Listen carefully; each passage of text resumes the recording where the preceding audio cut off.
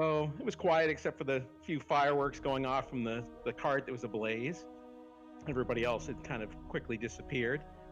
The group was kind of coming together around the one man who was being attacked, and I grabbed the trussed up goblin that I had tied up that Tulane had put to sleep and dragged it over.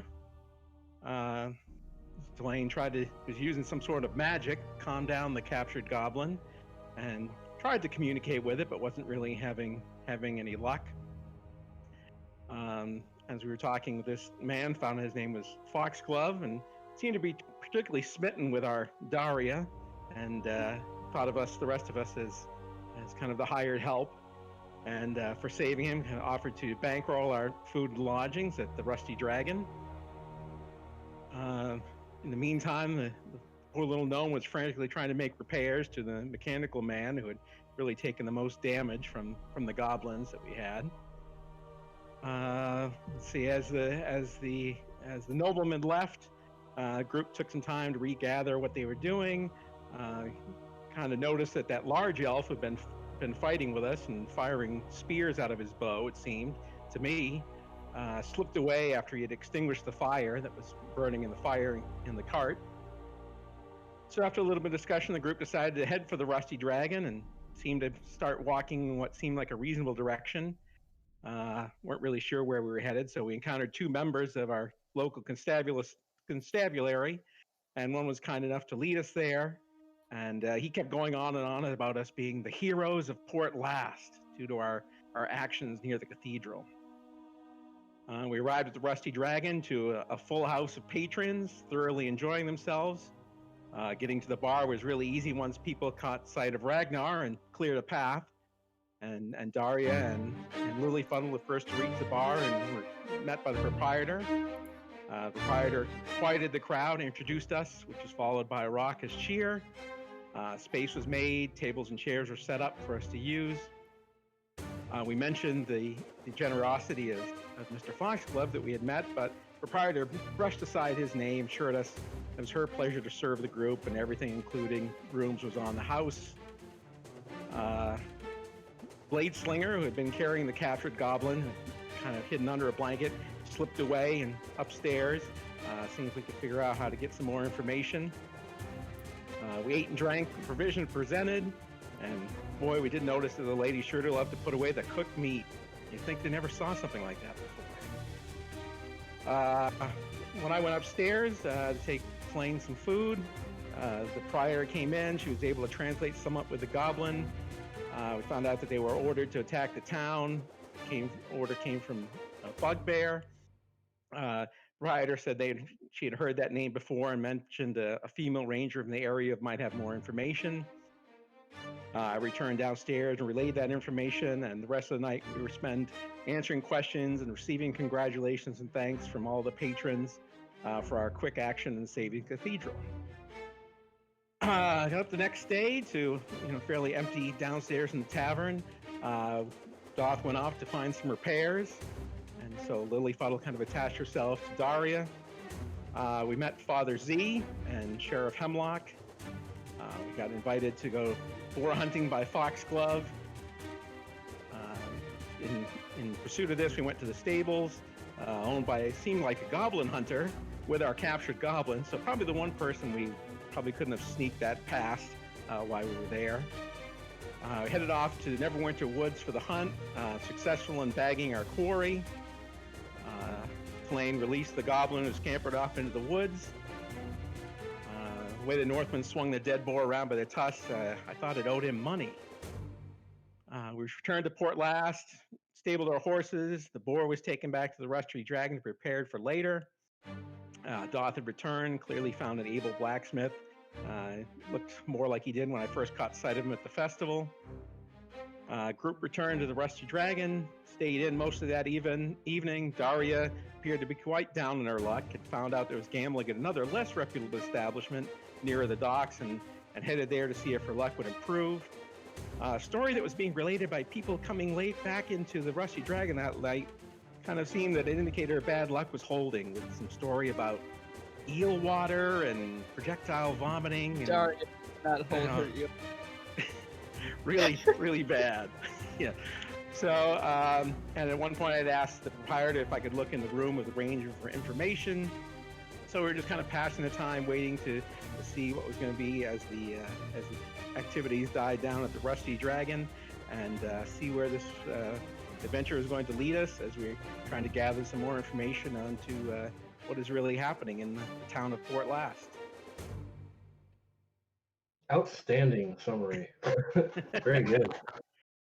All right, so I don't presume we'll have any questions after that summary, but if there are, the floor is yours. Anybody have anything they want to add or ask before we get started? What was that? Am I sober yet? Yeah, so you guys, sure, you guys have drank the night away. Some of you decided to go gambling, well, one of you at least, and then the rest of you just kind of went about your business, kind of collecting yourself after the boar hunt and kind of simmering down. And your rooms are still available. It seems as though Ameko has been kind enough to extend the stay for another night after you brought this boar. One thing we didn't really clarify, were you guys going to have her cook the boar for yourselves, or were you looking to donate the boar for like some sort of feast? I'll just give her the boar. Okay, because Foxglove did mention that, but it's totally up to you guys whether you want to comply. When I came in covered in intestines and blood and stuff, I gave her and said, "Here, this is for you." So. Okay. Yeah, she would definitely just want to clarify what that exactly means. So. And I do have the tusk. Yeah, so she would help you extract the tusks more cleanly, as just trying to manhandle them out of the skull was not really working out so well. So. Yeah. Sure, go ahead.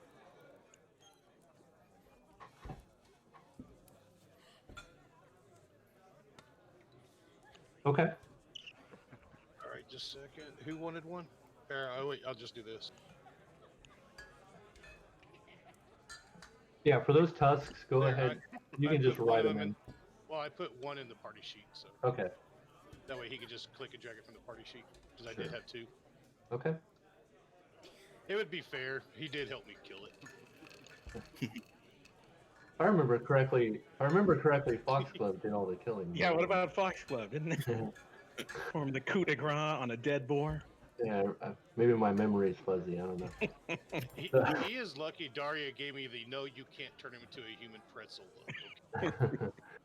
All right. So you guys wake up the next day. Let me just go over one administrative thing for those of you that don't know. If you look on your character sheet and you click on the gear next to your class and level, you'll see that it shows your total experience. And you may want to click that little check mark next to that, because that'll apply the experience to you. And that little plus sign that you see over to the right-hand side of experience needed, when you're ready to level up, don't click it now. When you're ready to level up, you'll hit that, and it'll prompt you for if you really want to level up. It is irreversible once you go through that second stage, so just be wary of that. If you mess up, we would have to manually set all your abilities and stats and whatnot back, so just be careful with that. All right. Okay. Yeah, I think there's something coming in the works to remove accidental levels. All right, so you guys wake up the next day after another pretty hard night of partying. The rooms are on the house again because you decided to donate this boar to the people of Sandpoint, or specifically to Ameko's Tavern. And she has decided to prep quite the feast for anyone who wants to come and participate. And she is not going to charge anybody that wants to come and enjoy this board that you all have donated. I think, Roken, we went through what you found in the room. Did we go through that stuff? Not that I remember. No, we're basically was waiting, till after she said it was things died down. Okay, so let's go ahead and do that then. So you, after things are dying down later in the evening, she just gives you a key and tells you which room it is. Okay. And says you are more than welcome to go up there. She trusts you, and if anything goes missing, you'll have to answer to Shalelu. What's a fool? Trust him. Right. So I'll go up there and see if he can just poke around and, thinking about what kind of things he would make notes for, how it would indicate where he was going to go or something like that when he was headed off into the woods, and Okay. or what kind of things might be, whether it's some kind of plant she's keeping or something that, anything that might give a clue as to what direction the person might have headed when she went out. All right. So when you make it up to the room, it's really clean. Obviously, they're taking care of the room while she's gone. And the first thing you notice as you step into the room, just off to the right-hand side, next to this rather modest-sized bed, is a large sack leaning up against the wall that seems to be overstuffed with things. And then stacked neatly in the corner, folded, are many other burlap sacks. And then there's a large crate on the far wall next to a window that overlooks the street. All right. Well, I guess we can start with whatever's the closest. I guess it'd be the sack nearest to the right of the door. Okay. Oh, also there is a desk, a Oh. small desk. I should mention that. It's probably important. All right. So you head over to the sack then. Well, unless there's something else I can see on the desk, like any kind of papers or. Nope, there is nothing on the desk, not even an inkwell or anything to that effect. Nothing. There's a candle holder, but there's no candle in it. And I'm assuming this is just like a table. There's nothing place for storage, anything in the. Nope, there's in the a desk. chair. Okay. Yeah, it's just like a common little four-legged Gotcha. table. Yeah. All right, so we'll just go back to that first sack and take a quick peek. Yeah, so you open the sack and it seems to be stuffed full to the brim with iron rations. Probably a good 10 to 15 pounds worth of iron rations stuffed in this sack. All right, and then you said there were some other sacks to take a look at. Well, yeah, those are all empty. They're just folded flat just in a pile. Yeah. And then you said there was a chest there. All right. A big crate, yeah. Actually. Big crate, all right. So we'll take a look at that, see if there's anything on the outside of it as far as like markings or names or anything, or. It looks like a pretty common ass like cargo crate. Mm-hmm. See if it's open or. Yep, it's not nailed shut. It's easy to lift the lid on. It doesn't have hinges or anything. You just have to slide the lid right off. Inside of that, you find a couple scores of arrows and 2 quivers, and then just a bunch of stuff to make arrows. There's a bunch of shafts, a bag of arrowheads. There's lots of fletchings that have already been made up. Sounds pretty standard for what he would have had too, and. Yeah. As far as food and ammunition, so. Right. Yeah. It doesn't look like she spends a lot of time in here. I mean, it's hard to say because it's obvious that they clean the room. Right. Yeah. So nothing obvious that you look around that would give it any idea. So just seems to spend a lot of time in the woods and do a lot of shooting. So. Right. So why don't you go ahead and roll a d6 in the tower for me? Okay. In the immortal worlds of General Akbar, it's a trap. Yeah. All right. So why don't you walk me through just kind of what you're doing in the room? I guess like what you would be looking at specifically if you don't find anything of particular interest in there. Sure. Well, basically, kind of look around and look at the different pieces of furniture. Maybe I'm thinking, okay, if I was going to do something, I might leave, something hidden away. So check out like the bed frame to see if it's got any kind of places where somebody might have tucked something in, or maybe in around under the desk and chair. Mm-hmm. Just kind of looking for any little nooks and crannies where somebody might have tuck something, whether it be something that's valuable they're trying to hide, or any paperwork or papers or information like that might be around the area. Okay. So specifically, when you're looking at the bed frame, you do notice in the left corner of the bed, on the floor, there are scratch marks by that leg. Looks like this bed has been moved quite often, has scratched up the floor some. So I can try to see if I can push on Yeah. on the bed and see if I can move it the same way the scratches are, and just kind of see Yeah. what. All right, so you move the bed, and I mean, it grinds against the floorboards as you move it. It's not very heavy, but first thing you notice, as soon as you kind of get the bed out of the way, just a little ways under it, you see a perfect hole in one of the floorboards, like just big enough for you to stick a finger into.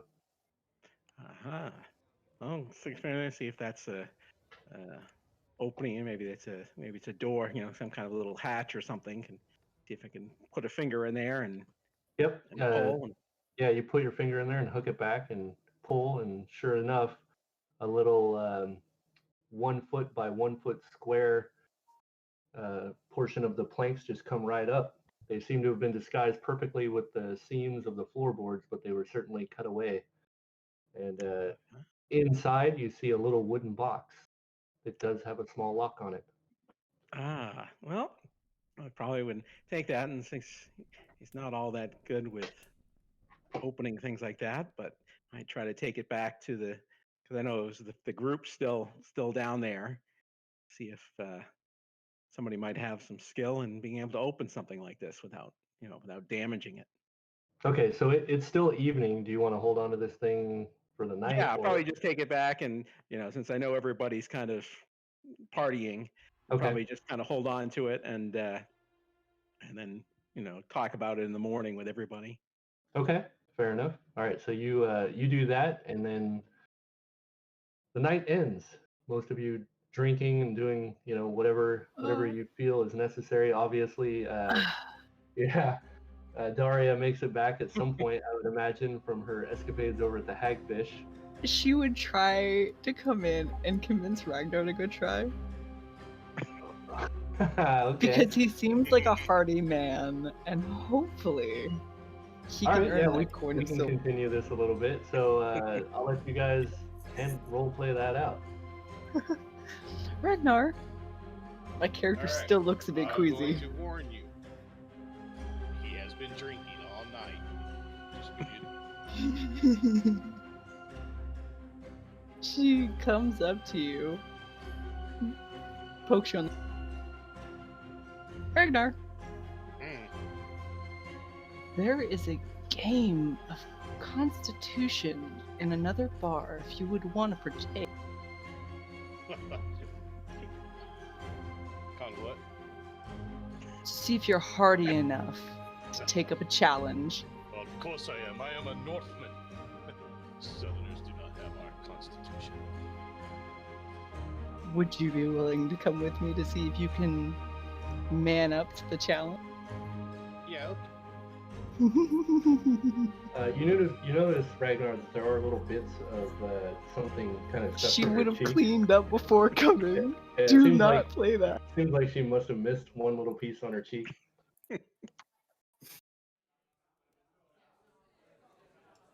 I probably wouldn't care at this point of the way I've been drinking.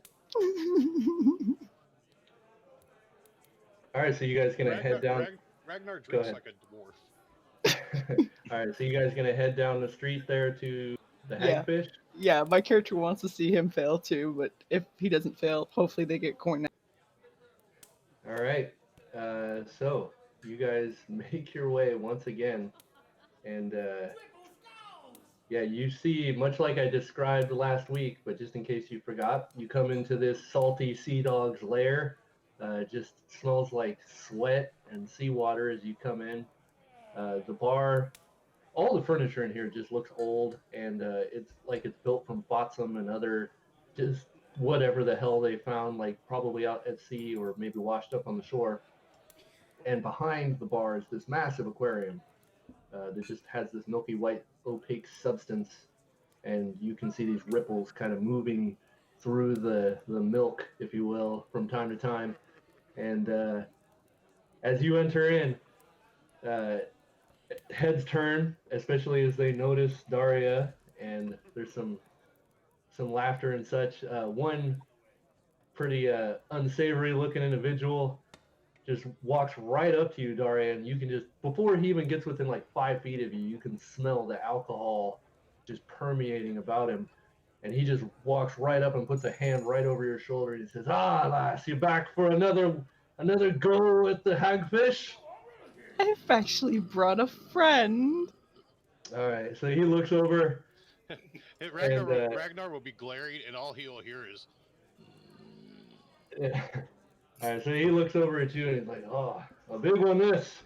And you know what they say, the bigger they are, the more of a mess they leave on the counter. And he just kind of steps away. And you see this just stereotypical kind of pirate-looking dude behind the bar top, or bar counter rather. And he just kind of, he's not really paying attention to either of you as you come in. He just seems to be in conversation with somebody there at the bar. My character will like kind of motion Ragnar to follow her up to the bar, and she'll tap on the bar and give the bartender. Okay, he looks over at you and he says, "Ah, lass, you're back again. I've you brought got somebody something else." You got something on your face there. I meant to tell you before, but And she'll like wipe her face really quick. okay. Hey, he kind of looks you up and down, Ragnar. He says, "So, you got the coin, big man?" How much? I can get the silver, don't worry. All right, so you pull out a silver, Oh, and yeah. once again, the old sea dog, he picks up the coin, he bites it to make sure it's legit, and then he pulls this bulging sack off of this nail that hangs up over the top of the aquarium. You also notice, for the first time, because I probably didn't mention it last time, there's a plaque that hangs underneath the aquarium that just says Noah, and or Nora, excuse me. And he walks over with the sack as he drops the coin in, zips it up, or not zips it, but ties the leather strap on the top. And then as he's holding that with one hand, he grabs out this clay tankard and just scoops out a big, nice, chowdery helping of this concoction. And he slams it down on the bar top. Some of it spills out. You see some nice solid sized chunks on the bar top there, Ragnar. And he says, "Well, there you be, sir. Drink up.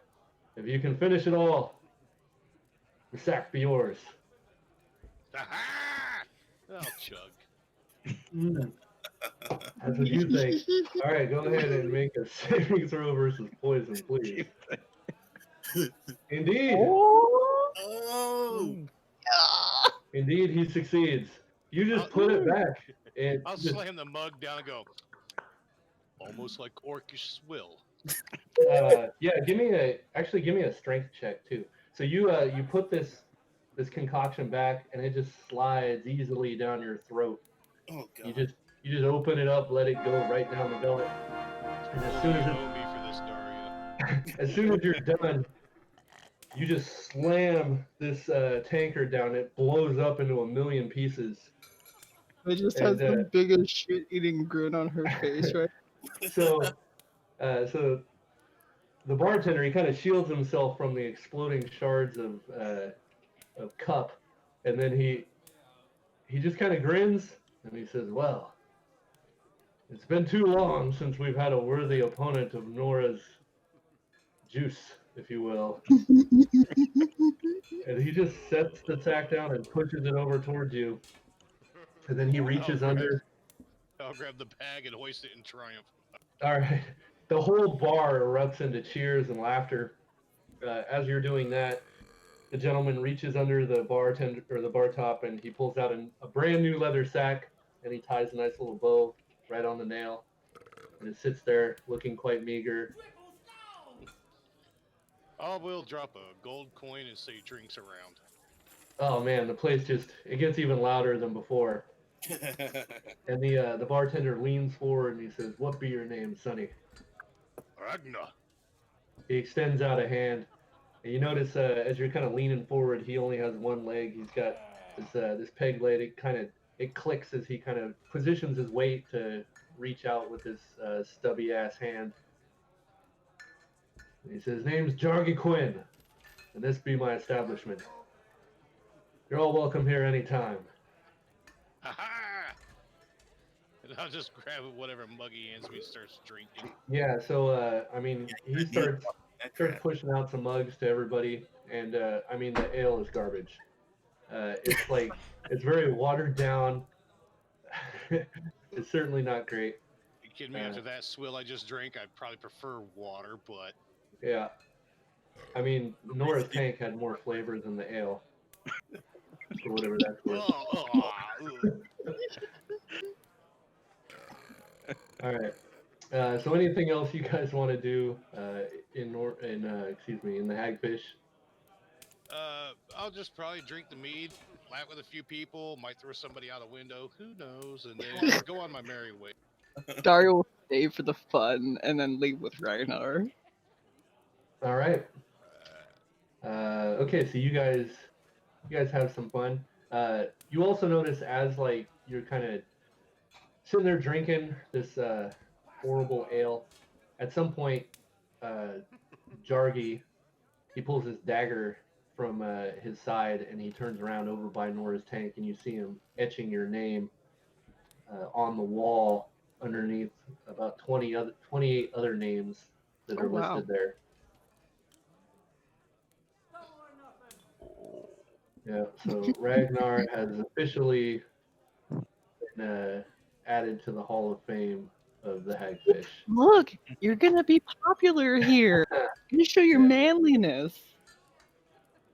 One day, people will look back at this and say, this was the day that he started his path to being a hero. Yes. Dario's gonna regret this in the morning when he is sick as a dog, but it was worth it. Yeah, so as morning arrives and you wake up, Daria, it just feels like there's glue in your mouth. It's the worst sensation ever, and Like I was gonna go wash her mouth out with anything. Do I wake up in? Say what? Do I wake up in my room? Yes, I think we took care of that last time. But yeah, you wake up in your room. Yeah, and you also have this just glue mouth sensation, and you just like you have the worst indigestion. It's just horrible.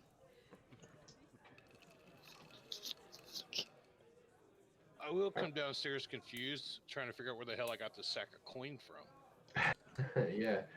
So inside the sack there is 53 silver pieces. Oh. So you can just go ahead and add that to your sheet.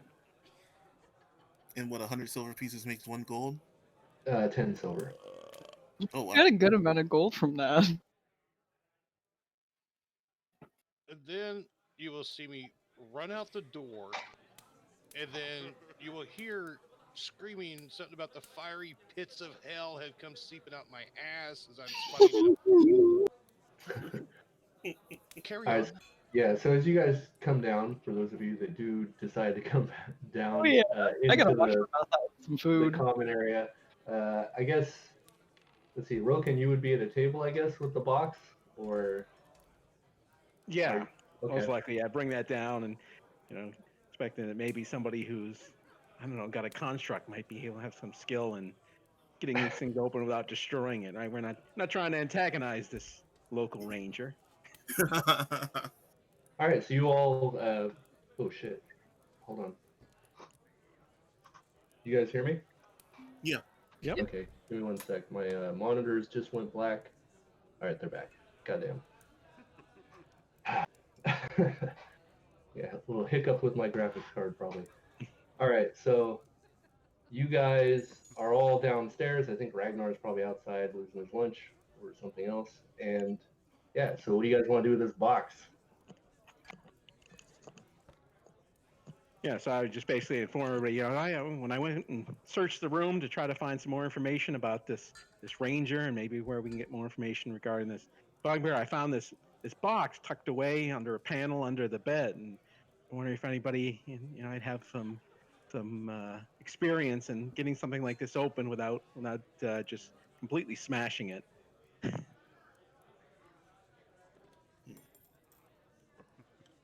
Not that I know of. Anyone?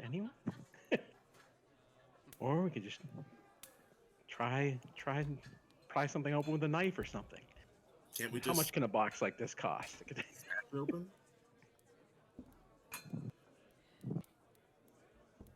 No ideas? Goth is confused. He has no ideas except smash open. You could go to that Sasha lady down the street that repaired me. I mean, maybe she has some sort of gadget to open it with. Or the Well, blacksmith. it's a possible idea.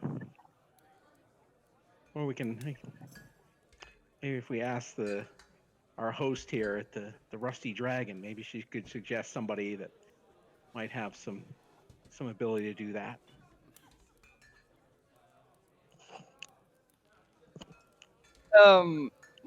What kind of no, that it was when he got stuck. I even put that down below. Does the box look almost like a lockbox, like something that like coin would be stored? It does look very similar to that. Yeah, it's rather small. Uh-oh. My character just stares at it. He's like, well, maybe if you go for the hinges. Not like Maybe I've I'll broken down Yeah. boxes before, but she just gives you a smile.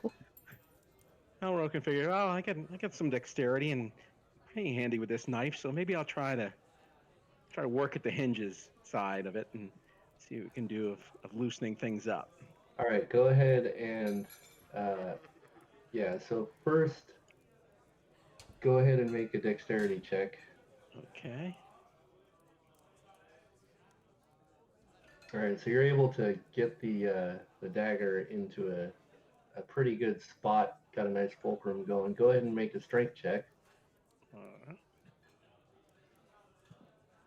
And you give the dagger a nice little twist, and you hear a snap as the shitty little lock, the little pins that hold the latch for the lock just snap right off. Uh-huh. Success. All right, and Excellent. Let's see you what's- open the box. Inside, there's some coins, a few platinum pieces. There's some gold in there. It's not like anything egregious, but I mean, it's more than any of you have. There's also a small rolled up scroll, it looks like. Oh, we'll take a look at that and see what's if there's anything on there that gives us some information. All right. So this, as you unroll it, it seems as though there's about 5 pieces of paper that have been rolled up together, and you lay them out, and it just seems to be some notes on various activities outside of Port Last, some trails that she's been following, various goblin tribes that she seems to watch over, just kind of tracking what their activities are. And more often than not, you see there are remarks to her trying to track down this bugbear named Brothesmus, and her just hatred of the beast and her desire to kill him and wear his ears around her neck. Uh-huh. Well, this just confirmed what we learned from the Miko. So, but doesn't seem to point us in any direction of where she might have gone or where this bugbear might be. Yeah, there are some dates on the sheet, and in some of the remarks on the pages, it talks about times when she comes back into town, various people she talks to. It sounds like she mostly just comes straight to the Rusty Dragon. She'll have a drink, and then she heads out to buy various supplies, mostly at the market. But it looks like from the letters, she typically only spends a 10-day at most in town before she heads back out into the woods. Right. I remember that Amiko had said she had recently been there and was headed out again. So. Mm-hmm.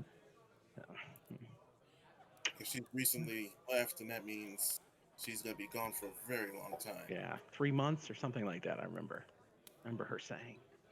Yeah. So someone around here has to kind of know where she's trying to go next. Someone has to like be her friend at least and know where she's trying to go. Sorry, it's been kind of a quiet night. I'm trying not to interrupt them. They've been doing a lot of talking tonight. So we're going to Mako.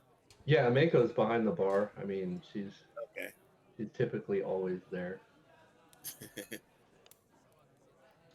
Dear Mako, do you know what's the hunter's name?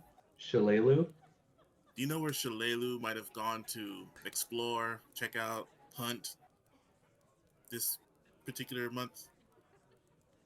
I couldn't say. Usually she comes in, she'll have a drink or two before going up to her room. She does talk to me a little bit, but she doesn't really... I don't think she really plans out where she's going when she heads out. She typically just heads into Neverwinter Woods, and I think just seems to find whatever trails are relevant to what she thinks the goblins might be up to. But she really seems to just not talk to many people here. Sometimes she'll talk to Sheriff Hemlock, but I think that's only to antagonize him about his lackluster, I guess, how do I put it? Sheriff Hemlock likes to keep his guards in town, we'll put it that way. And there are a lot of farmlands outside of town that she's constantly asking him to send patrols to. And of course, Sheriff Hemlock constantly states that he doesn't have the manpower. And given what happened with Chopper's Isle, he's pretty reluctant to really let people leave town. And it's probably going to be even more so after what happened at the festival.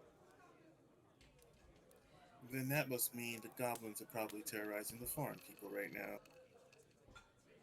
She does talk about it from time to time, but she's done a pretty good job of keeping the borders of the forest and the farmland safe. But I imagine it does take its toll on her. It's probably one of the reasons she stays gone for so long.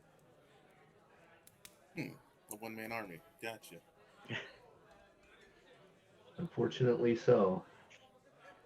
But Well, we all have yeah. we all have a role to play here, and Shalelu plays hers very well. Well, perhaps someone in one of those villages might know where she's more recently gone. That would be a good idea if you're wanting to talk to her. You could head south, and I mean, there's any number of farmsteads out there that I'm sure see her from time to time, probably more than we see her, especially the farm situations that border the forest. Well, we'll have to talk with the heroes and see what we might want to do. Indeed. Can I offer you some cider? Certainly. She hands you a cup of cider. Take that and go back to the table, and what we'll try to do is, if he can't figure out how to get those little nails back in for the clasp for the lock, try to see if he can kind of put it back together. Yeah, it doesn't look like something you're capable of doing. So basically what he said, figure that. So just take gold coin, put it in the box, and what a nice guy. Return it back up under the bed. All right. And say, okay, well, we got some, you take that back, and no need to antagonize a local hero. She goes to check her room. Someone broke into my room to pay me?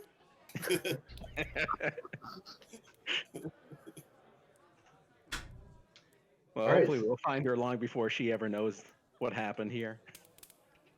All right, so as you're walking back, deciding what you're going to do with this box, you see the door open up, and in steps a familiar face. Once again, is Father Xanthus, and he's looking around once again as he did yesterday, as if for whatever reason he can't notice you guys, especially since you're like the only patrons in here this early in the morning. And he says, "Oh, you're still here. Thank the gods." And he comes moseying on over in your direction. he says, might I ask who's the leader of your little group here? We just kind of look at one another. Yeah. I'm just gonna be looking at the other people there.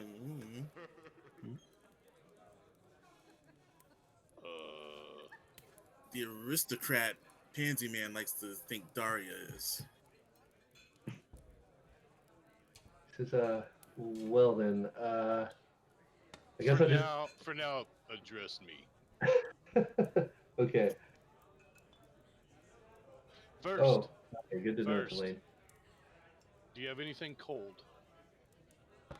You asking Father Xanthus, or you asking? I'll talk to him. Sure. All right. So he kind of looks at you puzzled. He says, "Cold. What do you mean?" It really doesn't matter. It's from my ass. It's on fire. Really? I'm afraid That's I what don't know you what went the hell with. I drank last night, but it's coming at me with a vengeance. I'm sorry. I don't.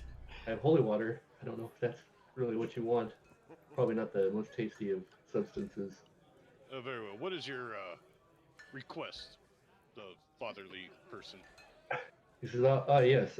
You mind if I sit?" Yes, you may sit. Okay. So he kind of smooths out his bright ass orange robes, and he sits down and adjusts this hubcap of a holy symbol that dangles from his neck. He says, "So we have a bit of an issue. I thought about bringing it to Sheriff Hemlock. However, with the current situation, we're trying not to get the guards too involved in everything. We would like to not jump to conclusions. And if I could maybe persuade your party to take a look at a matter for us, it would be greatly appreciated. I'm sure it's nothing too out of control, but I know if the guards start moving over there, people are going to assume the worst. And right now, we just don't need a citywide panic." Bloody, fancy bloody. To the point, man. Right. So the vault where the previous head priest of the church that burnt down several years ago was broken into. It appears that the door has been busted open. We haven't sent anybody inside, obviously, and we're just a little worried that something may have been taken out of there, or we're not sure. Maybe there's something in there. We don't know. We just want someone to check it out. Let me take a gander. This happened, or you discovered it the day after a bunch of little green rat men decided to ruin a festival. It was discovered this morning, actually. The caretaker of the graveyard noticed that the door was damaged, and he immediately came to me, and now I have come to you. So you wish for us to go and venture forth and slay evil that may rise up and thwart us? Well, I would certainly hope there's no evil there. I'm hoping that maybe somebody was just, I don't know, playing a prank, or maybe there was being evil. I don't know. I'm being hoping evil. it's nothing. But again, I don't want to take any chances and send anyone from the church in there in case there is something going on. And like I said, we really want to avoid sending the guard if we can, because gotcha. Send the new guys. If they die, it's not a big deal. That's certainly not what we think. If you see anything that you think you cannot handle, please do not get involved. Just leave the area, let me know, and if we do have to involve the guard and Sheriff Hemlock, we will. But if there's a way we can avoid mass hysteria, we would rather do that. Nice. A disclaimer is that, when we do murder ourselves in suicide, you won't get blamed because you warned us. Good job. I really hope that's not what you think is going on here. Actually, no, I'm just joking around. Oh, we saw it. He was like kind of tense, and his shoulders relax after you say that. Obviously, when it comes to us having to fight anything, we have the luck of Timora on our side. Are we sure about that? Nobody died, now did they? Excellent point. Okay. Very well. We shall undertake this mission for you, for we are heroic. Great. With all this hospitality, I'm glad Do you I'm need? paying. Sorry, go ahead. Oh, sorry, but yeah, with all this hospitality, I'm definitely glad to repay some of it. I think I've taken more than my fair share just for fighting one goblin and losing. Yes, and Daria does not mean to be the materialistic one of the group, but she wants to know how much we get paid. My character just. Why would you say such a thing? Well, I mean, the church does have some money to assist, and I mean, assuming I would not ask anything of a church that they wouldn't give freely to somebody that's helping them. what's your reaction modifier there, Ragnar? 0. Alrighty. But I am human. Yeah. We are a charming group. Well, our zeros. He just kind of looks at you and he says, well, I understand times are hard. Father, look at those breasts. You wish to turn away and say no to those? My character literally just covers her chest with her arms. She glares at Ragnar. And father, look at this young little gnome here. Just so innocent. Just in one Yes. old miracle robe. She needs more clothing that she'll probably end up giving away to a random stranger to ask for it. But anyways, yeah. She could use a little help here and there. Just remember, Father, we do this for the children. Oh my god! She's not a child, but I get you. All right. I'm so glad I'm he not just, there for he this. just looks at you. His face is just a mask of indifference. And he says, well, as much as I would like to reward you for your deeds, specifically for what happened at the festival, I'm not really in a place to do that. I will say that there are individuals in town that may or may not already be discussing these matters. And Very that's well. the most I can say on the matter right now. Long as the legend of the stories of me continue, I shall not fret over. Says, well, Very do well, you? my friends, wake the elf and off to this place that we shall go. Roquin, what are we doing again? I'm realizing this. I'm He still said- drunk. Leave me alone. He says, well, if you need time, I'll be right outside. Whenever you're ready to go, I'll show you the crypt that we believe has been broken into. And he stands up and smooths out his bright red and orange robes once again, adjusts his holy symbol, and then marches his way outside. Well, sounds like we have everybody down here except Tulane. Still He's hasn't getting his moved beauty yet. sleep. Well, I mean, we elves, it comes naturally. My character just shakes her head.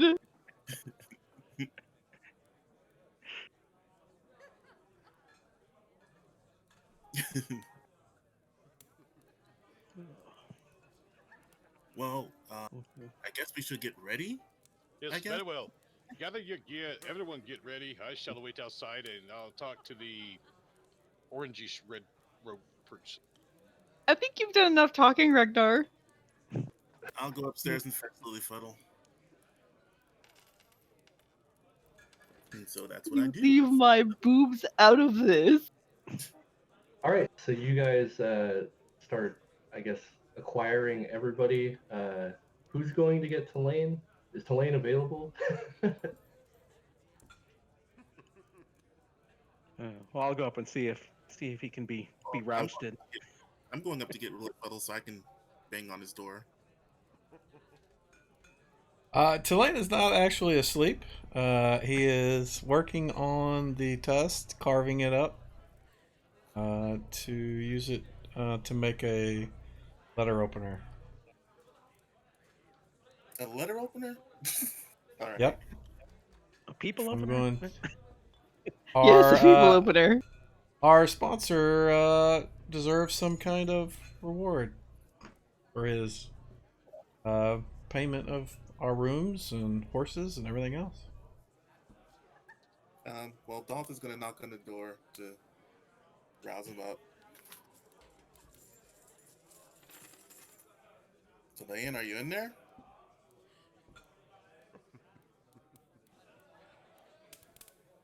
Guess not.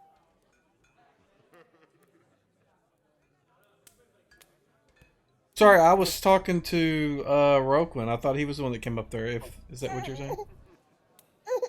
No, I think Doth went up to collect everybody. Okay. Oh, whoever. I mean, that's what I was doing at the time. So I thought it was Roquin. Okay. My mistake. Well, Dolph will probably explain. Yeah, Dolph will explain what's going on and what the mission is that we've gotten recently while he, Chilean leaves his room. And then the three of us will go downstairs, I guess. Sounds like a All right. plan. All right, so everybody's heading outside then. Yep. All right, what do we got? Okay, Yes, okay. yes. Once we get outside, onward Yes. and lead. All right, so Father Xanthus looks over the group as you all finally make it out there. He says, "All right, let's go hope that nothing's going on around here." And he marches you up through all the way north. You guys are, in case you don't remember where you are on the map, you're kind of down towards one of the most southern portions of Fort Last, and the graveyard is up in the northeastern portion. It's pretty easy to spot. It's right on the right-hand side of the large cathedral. And he walks you around. You have to kind of go near the area where the festival took place, as there's this kind of bluff that prevents you from just walking straight up to the graveyard.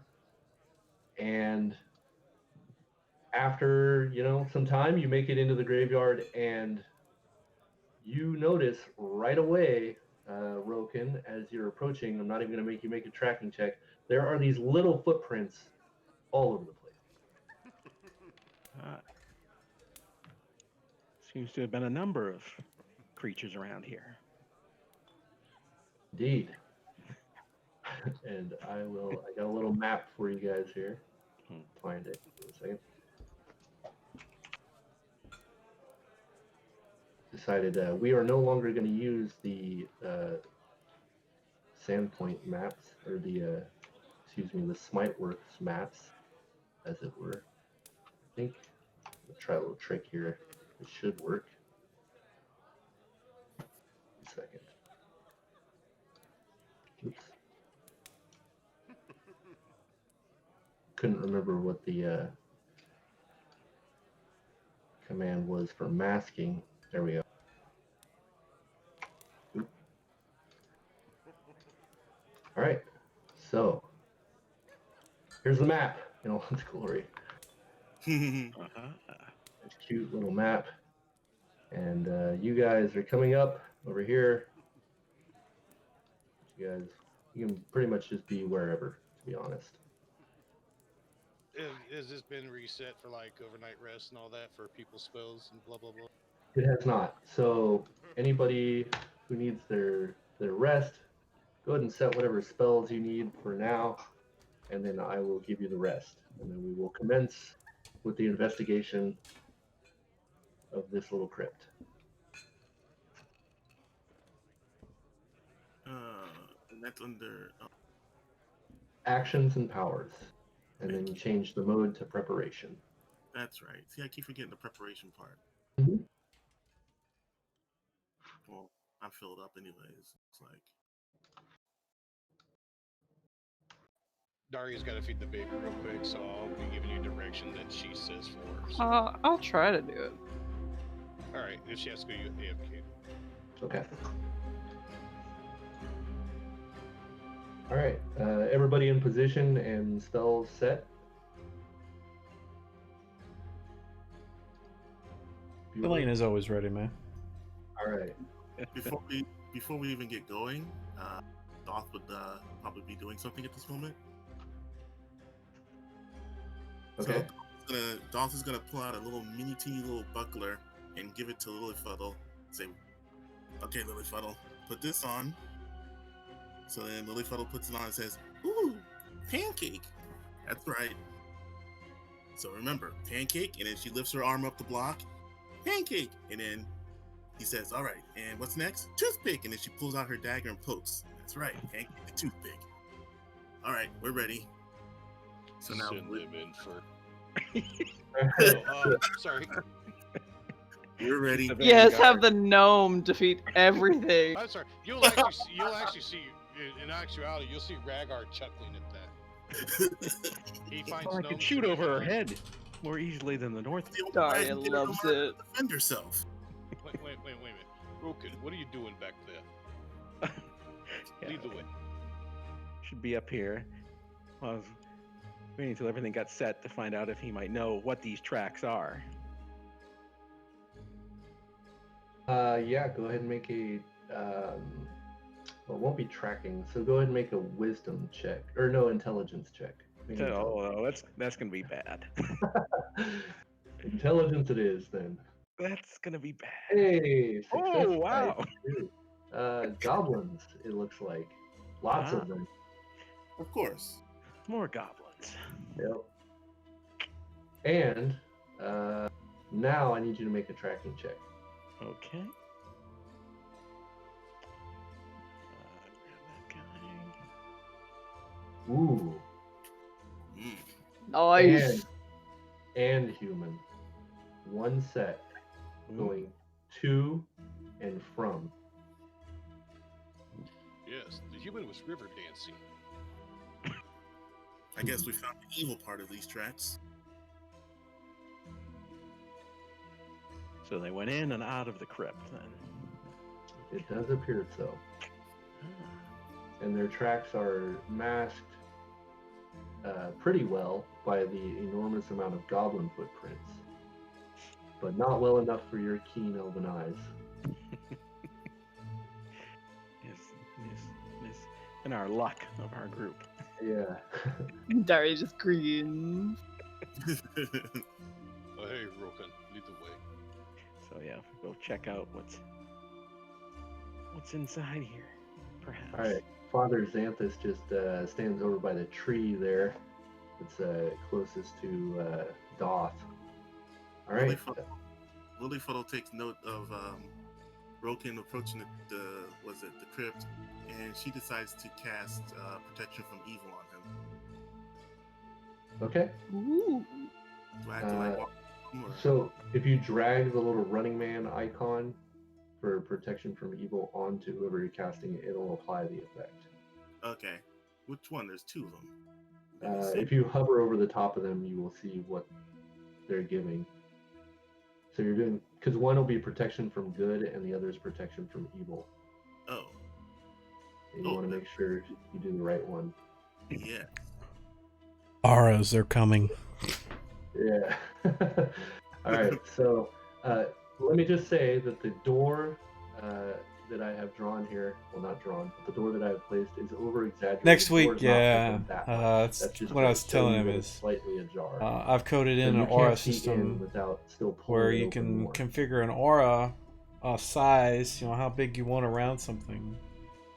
Oh, when Roken, he'll kind of step Whatever back, effects you append to that ready an arrow.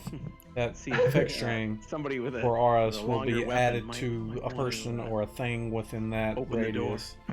Would that be Okay. all Right now, reach? there's no way to make like a Tip circle the around the sword and thing. swing it open from there. Doors That's are just not a stone. functionality of This is a FGC crypt. without doing some really Are you hacky needing stuff. someone to open the door? Have you But seen my muscles? hopefully that'll be an I option should if also you use at say some point. I mean, as far as And like I can this add a circle for each graveyard one. goes, this so you can building see is the by different far the most auras and- elaborate of all of the So the aura even works for like if And you the have like a stonework fire is, elemental and you want to have second everybody to within none, 10 feet takes and 2 the doors damage every look very round. solid. It'll do Does that. it have a It's pretty placard cool. of like the name? Uh, Do you read Common? Yes? Really? I'm half elf. I would think Common would be one of my languages. Doesn't mean you know how to read it though. What? Yep. That'll How be do I read my? Let's see what you got here. How do I read holy text? So I think a half elf gets to pick either common or elf as their Yeah, we starting do- language. That's starting language, yeah. We do need to probably have you fix that since you're a cleric. You should have reading and writing, which you did not add. I'll give you. Okay. Which one do you want to know how to read? Do you want to know how to read common, or do you want to know Common. So we'll put that in. Since Timor is a human god. All right. So there do appear to be several names. It looks like 5 names in particular on top of this this building. Okay. And give me 1 second here. I'm gonna dig through these notes since I cannot remember this guy's name. I'll come back to it, but you guys have kind of been introduced to what happened with the old church, and the name on the top of the building does appear to be the name of the previous head priest of the town, the one that was killed in the fire. Okay.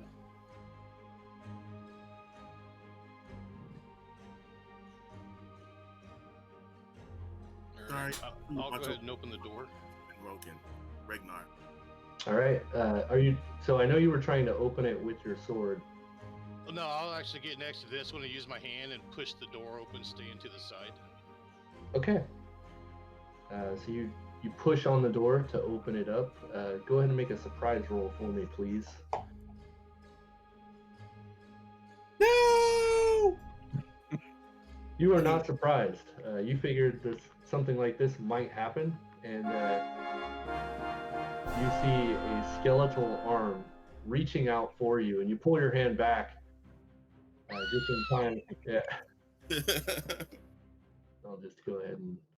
You also see that, like, as you push the door open, or excuse me, pull the door open, you can see inside. It looks as though one of the sarcophaguses in the corner here has been smashed into smithereens, and there is this skeletal creature attempting to get him some of you.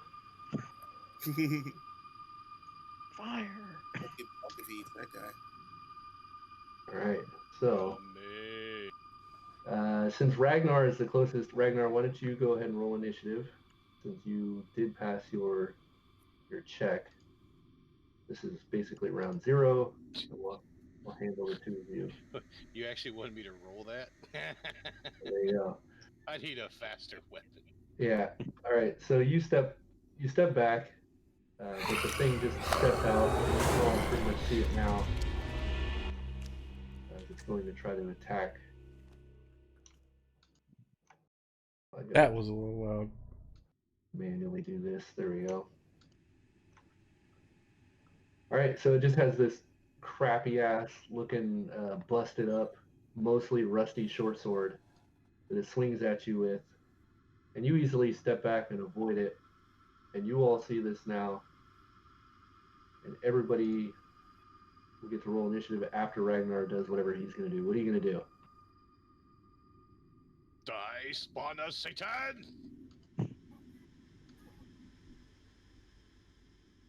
Sooner or later. All right, so you swing back. It's just kind of tight quarters. You can't get a good arc. You kind of have to stab, which the sword isn't really meant for. And yeah, everybody go ahead and roll initiative.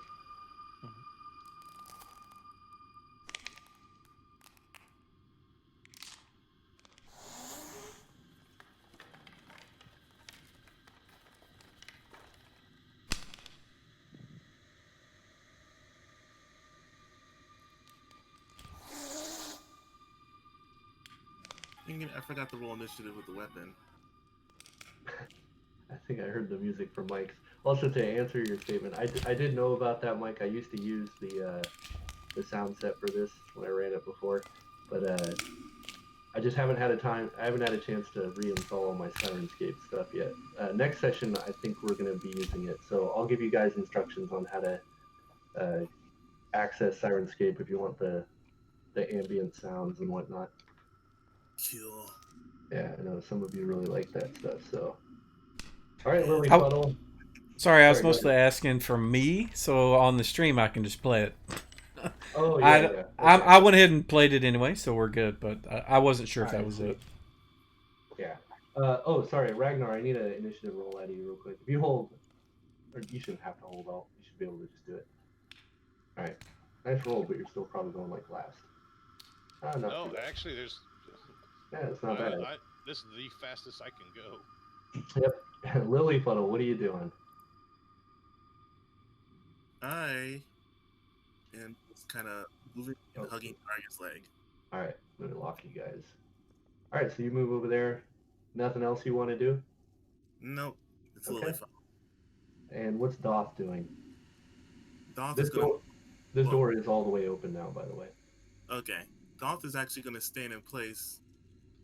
Would you lure the damn thing out and stop trying to fight it in the doorway?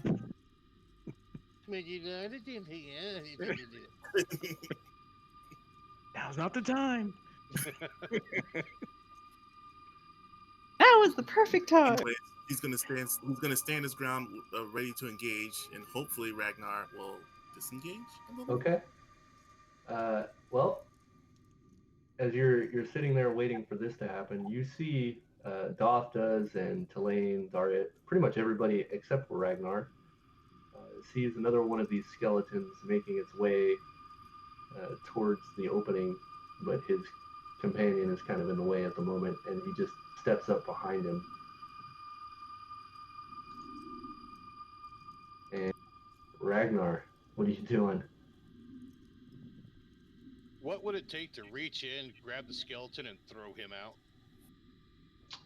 Well, he's going to get to attack you because you're reaching at him while he's armed. Yeah, I understand that part. Right, and Would it just be a strength check, or? well, he's armed and you're not, so you're going to have to make just a normal attack roll against him at a -4.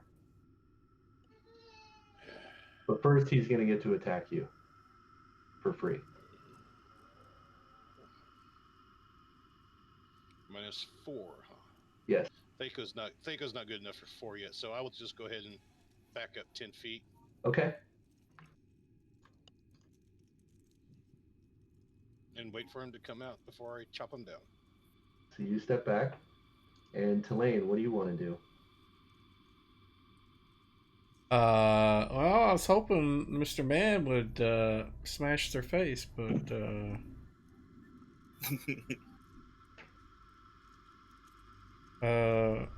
why is he running away? I don't know. Kind of defeated all my plans here. I tell you what, I am going to. I initially rolled for an attack, but what I want to do is just see if I can tumble past him to get behind him, tumble through him. Oh, sure. Okay, so let's see how many feet this is.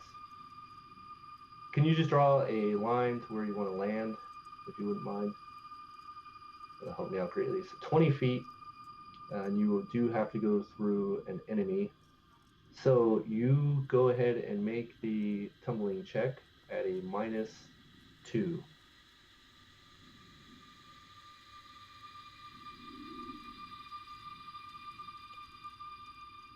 Make it.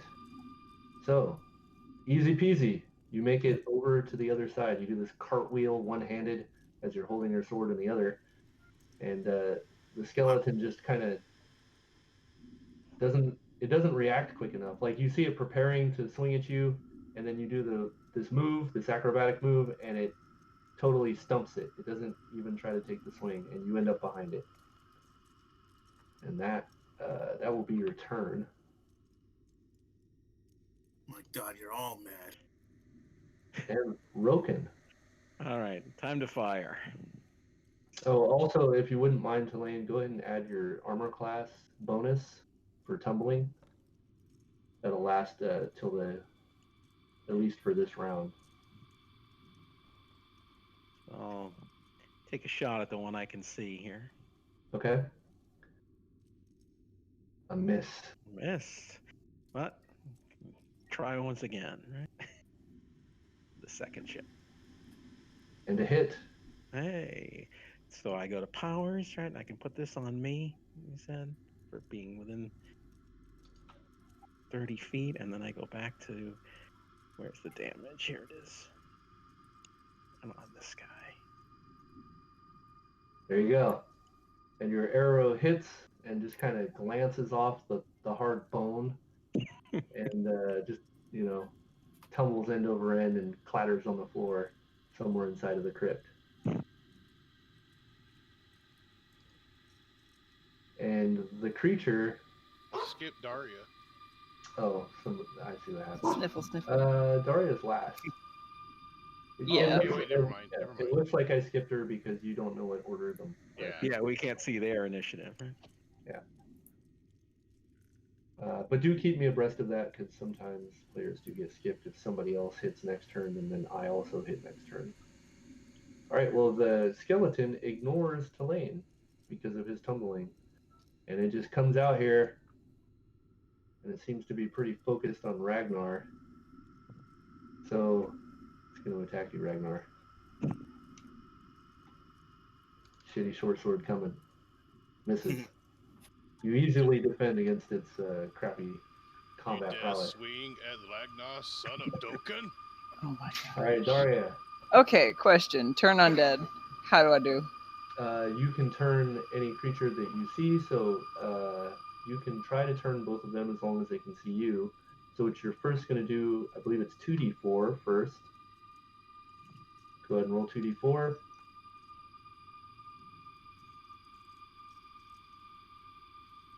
So you can turn up to 5.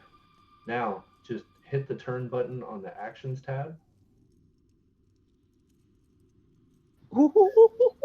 and you have succeeded. So, Run away! Run away! yeah, the skeleton comes out and takes a swing at Ragnar, and you hold up your holy symbol of Timora and say a prayer to the Left Maiden. And she is with you on this day as there's this bright golden flash, and both of the skeletons reel back, and their jaws open but make no sound. You just hear the clattering of their bones, and they just turn around slowly, trying to figure out where they're going to go. And with that, go ahead and roll initiative, everyone. That's right, you bag of bones. Fear the might that is Ragnar. Shut up, give me this moment. Damn, 15 again. Can I roll mine? Like, Oh, I'm ready.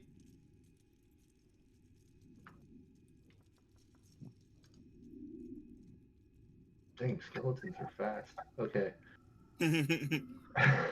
My map is not big enough to accommodate skeletons that are running away. Okay. Should have seen this. Is rolled, and Lilyfuddle is first. Lilyfuddle will stand her ground, peeking from behind Daria at the crazy white jelly thingies. So the creature is attempting to just walk away without defending itself. So Ragnar, if you want to take a free attack on the creature, you are more than welcome to do so. Yes, I do. And you hit. Go ahead and roll for damage. Are you Nice. shitting me? At least you killed it. And it's still enough. So you bring across as the creature just tries to walk by you without defending itself, and you just cleave its spine, and it crumbles into a pile of bones. And Tulane, you get to do the same, as this creature is completely ignoring you and trying to walk back towards this altar in the back portion of the room. So if you wish to get a free attack, you are welcome to do so. Do I have any modifiers, or is it just straight attack? It'll just be a straight attack roll.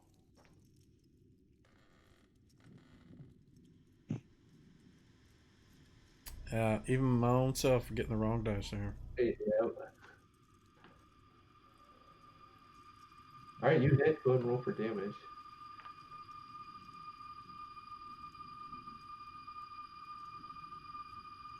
Jeez. All right. So you bring your sword across the skeleton and sever one of its arms, and it just walks over here and realizes it doesn't have anywhere to go, and then slowly just turns around in your direction. And it is now officially your turn, Tulane. What do you want to do? I am going to continue what I plan to do, and just as he's moving away, I'm just going to follow him and follow up with my. It's my 2 attack round this round, I think. But no, I didn't attack last round. I tumbled. So once this round. Yes, sir. All right, so you have to step up anyway. So I would have foiled your attempt at 2 attacks. That And is you a missed. miss. Yep. So the creature just turns around slowly as you step up, and it manages to get its one arm up that still has the short sword and feebly deflects your blade, bringing great dishonor to your blade. I just stabbed being right through the middle of it, man. I didn't hit any bones. That's Okay, hard, man. I can move and try to swing at this thing with my mace, correct? Yeah, you certainly can. This Let is me the get cleric's job. Let me get rid of the one that's dead here, so there's no confusion. Now we get to see Darius scream like a banshee and run in and attack it. Seriously. Do a Xena cry. All right, so you step up in here, and it doesn't seem to be defending itself against you at the moment, and you miss. I can never hit with this weapon, I swear. Goth. Well, I'm blocked now, so all I can do is... Sorry, I tried. Well, Doth could certainly attempt to, crawl over one of the sarcophagus. They would be difficult terrain.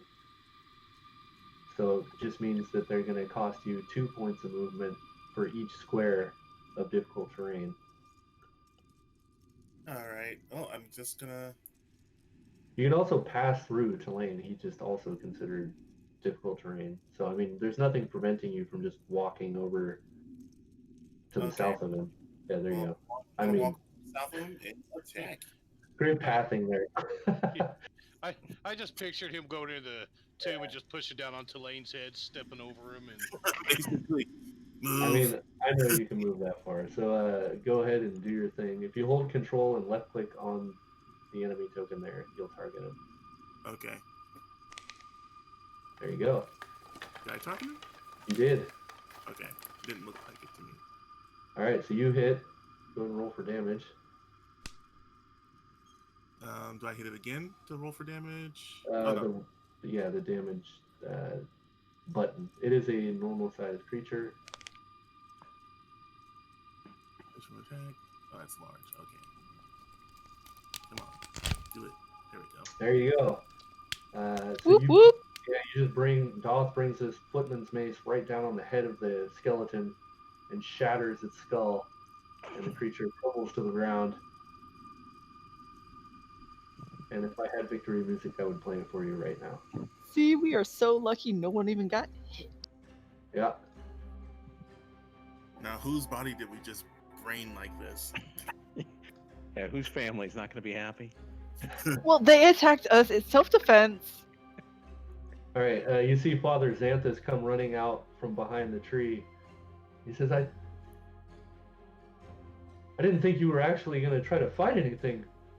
And a moment later, you see a couple guards right behind him.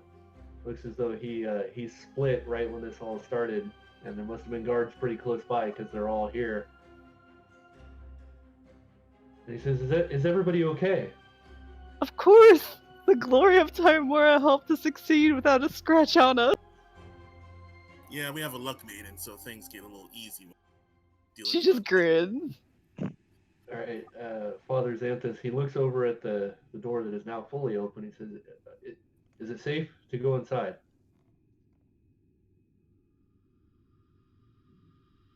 Looks safe to me. I mean, Doc's eyes are glowing really bright as he's looking He around. steps over there. And he kind of peeks his head in. All right, so you guys see inside the crypt, like I said, at the bottom right-hand corner of the crypt there, it looks as though there was a sarcophagus but it has been thoroughly destroyed. It's been completely shattered. On top of this pedestal or altar right next to Goth, you can see there's a lot of dust on it and a clean spot where something circular must have resided. Well, my job is done, and I'm gonna go back outside.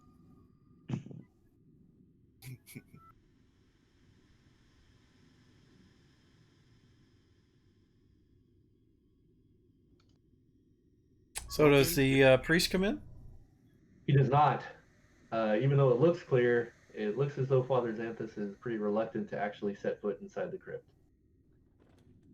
He's just kind of looking around the corner, and you see he looks down at the sarcophagus that's pretty close to him, that's all busted up, and he frowns. He says, "Why would anybody do this?" Loot. Guess is as good as mine. I'll open up Alright. both the doors so the thing's like wide open, as much light as can will come in, so maybe he's Okay. not so scared. Yeah, as you do that, light definitely pours in, and you see over in this corner, this portion of the vault, there is a pile of bones there, and like a small pile, and a set of robes that just lays in the on the ground. Well, I'll The- go investigate the pile of bones. Say what? I'll go investigate the pile of bones and take a look at it in the robes. Okay. The robes don't seem to be anything special, at least not by your eyes. They just seem to be some brown robes. Oddly enough, though, it does look like the robes probably had pockets or something on them at one point, but maybe 6 or so, because you can see where like the cloth is faded all around it, except for where these pockets probably were, and there are no longer any pockets or whatever was there. Okay, I guess I'll check whatever pockets I can check. Yeah, there's no pockets on it. It looks as though there used to be, but they've been torn off. Okay. Well, I want to take a look at the pile of bones also. Okay. Yeah, they look not unlike the bones from the skeletons that you just vanquished. Why would there... Okay, everyone, why would there be bones of someone dead chilling over here in the corner between these two sarcophagus? Oh. Was someone imprisoned in here a long time ago and left to die? Oh. Perhaps Father he's one Xanth- of the. Go ahead, sorry. Sorry, go ahead. All right, so Father Xanthus finally comes in as you're kind of discussing this, and he walks over towards the altar. He says, they even took the urn of the previous priest. Maybe this is why the goblins attacked. Oh. That was my speculation all along. But why would they want the urn of a dead priest? This makes absolutely no sense. While he's doing this, I'm gonna start like sliding the lids a little bit to look inside all the other sarcophagus. If you get attacked, Daria ain't in there to scare him away. Okay, as you start to lift the first sarcophagus lid, Father Xanthus turns to you and says, by the gods, man, what are you doing? We just had 2 skeletons attack us. I'm making sure everything in here is dead. You do have a point. And he steps back as far as he can, away from the any lid that you're trying to open. He makes sure that he's the furthest he can be away from that. So he's standing like on the rubble. That's all I'm doing, just making sure that they're dead. If he actually leaves, I'll stab the bodies. Well, there's no none of the bodies are like intact in any way. They are just skeletons. They have not well preserved clothing on. Their whatever burial garments they had that have been mostly eaten by insects and stuff. These aren't like airtight coffins or anything. As long as they don't try to claw my eyes out. Yeah, they look pretty well and dead. I mean, you poke at them, they don't move. All right, put the lids back. All right, so Father Xanthus says, this is not something we want the town to know. If people find out that Father Tobin's remains have been taken, we're gonna have a real problem on our hands. I expect you all understand the importance of maybe not telling the townsfolk of this. That there might be more undead in town? I would think not. Well, I'm less concerned about that, as it seems you have taken care of this incident. I'm more concerned with the fact that, let's just say this town is very superstitious and gossipy, and I would rather we keep this kind of hush-hush until we know really what's going on. Do not fear my fancy dressed man. Your secret's safe with Ragnar. Well, I certainly appreciate that. If you don't mind, I need to go tell Sheriff Hemlock what's going on here. We definitely need to make sure that we thoroughly investigate this area. In the meantime, I do have one other favor to ask. Well, a couple, if you permit me. Go ahead. Yes. All right. He says, well, first of all, if you haven't already done so, I would really appreciate it if you would go visit the mayor, Davern, and talk with her. And secondly, I mean, it would just be a great help if you would just go about town and let people see that you're still here, and maybe just introduce yourself to various townsfolk. I think that would help a great deal in boosting the morale after everything that has happened. Very well. That All sounds right. like a pretty easy job. Of course, Ragnar wants all the attention. He's gonna start flexing down the street. Probably. Well, thank you so much for everything, and if you need anything, please don't hesitate to stop by the cathedral. I need to go talk to Sheriff Hemlock, and he adjusts his robes as he usually does, his holy symbol, and you see him making his way down the street out of the graveyard. When he's out of earshot, my character's gonna look at him. Do clerics usually run away at undead? Do I need to start doing this? Because I don't think anyone I've known has run away. You have religion, right? Yeah. I mean, go ahead and make a religion check for me. All right, so you know for sure that clerics of Lathander are very adverse to undead. Like, being craven around undead is very uncharacteristic of them.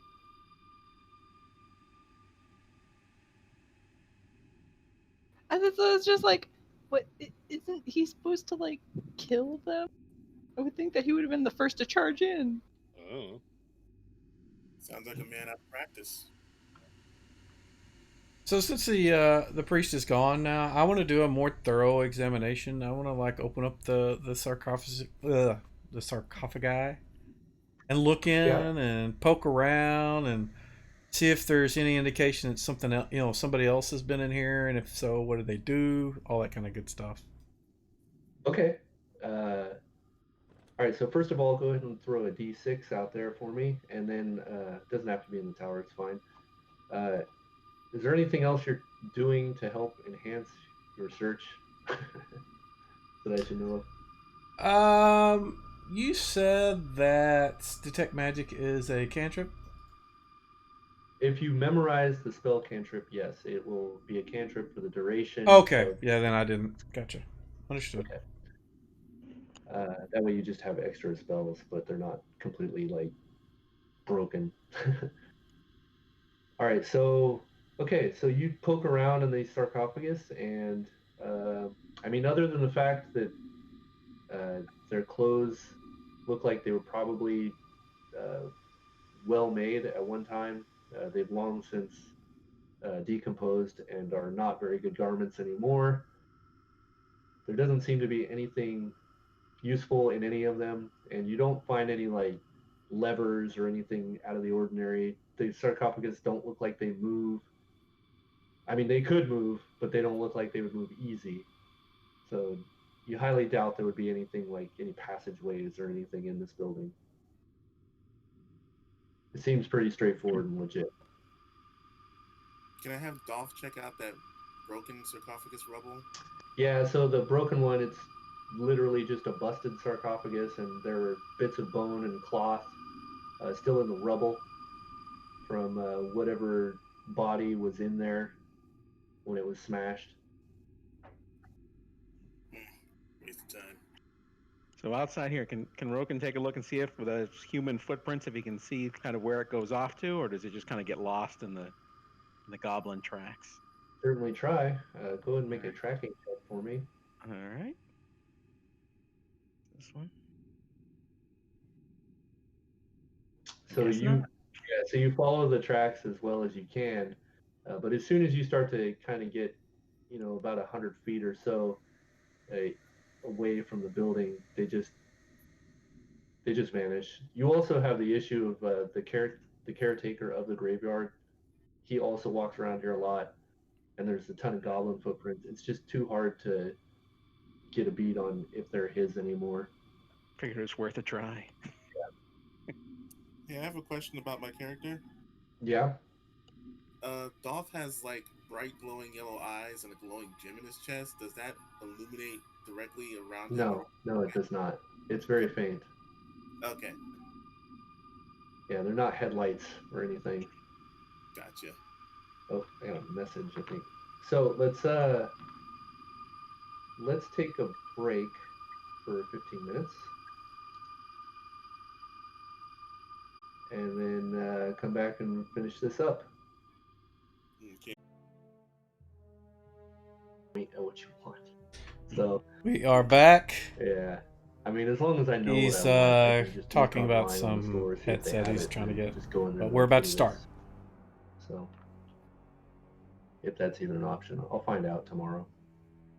It looks like Daria is still away, but that's okay. No, Ragnar can. Thank you for the follow, Knight. Oh, okay.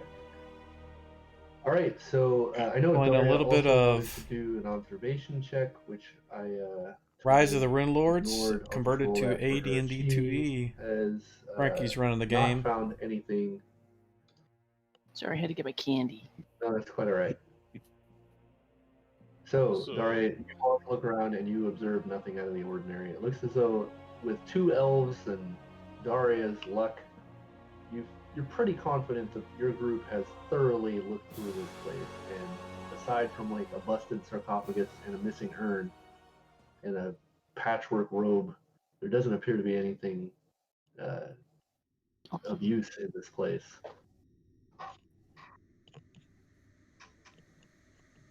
Wasn't sure if this like priest had this hidden vanity spot. Yeah, there doesn't appear to be. I mean, it's a pretty basic place. Okay, that's all I wanted to look. Sure, yeah, it's just made to hold dead bodies. Dead bodies have secrets. Yeah. Unfortunately, none of you can extract those yet. So. Dang it. Yeah. I'll come back. I want to know y'all dark secrets. Yeah.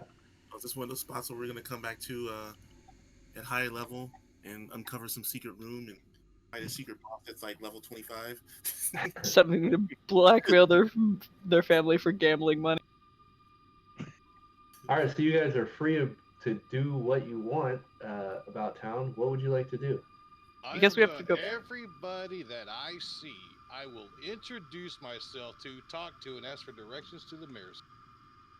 Yeah, we are parading Ragnar around. At least I am. Yeah, I'm just gonna follow line with Lilyfuddle until she's just gonna be running around doing Lilyfuddle things. All right, so as you guys are just going about town, I mean, this is really like the first day that you've all just walked out, because the first day you guys basically just went on a hunting trip and didn't really go around town to meet anybody. But today is your real first kind of showing your faces, and it's almost too much. Like, people are just coming up to you. People are shouting, "Oh, the heroes of the heroes of Port Laster here!" That lady that handed you a bunch of bread,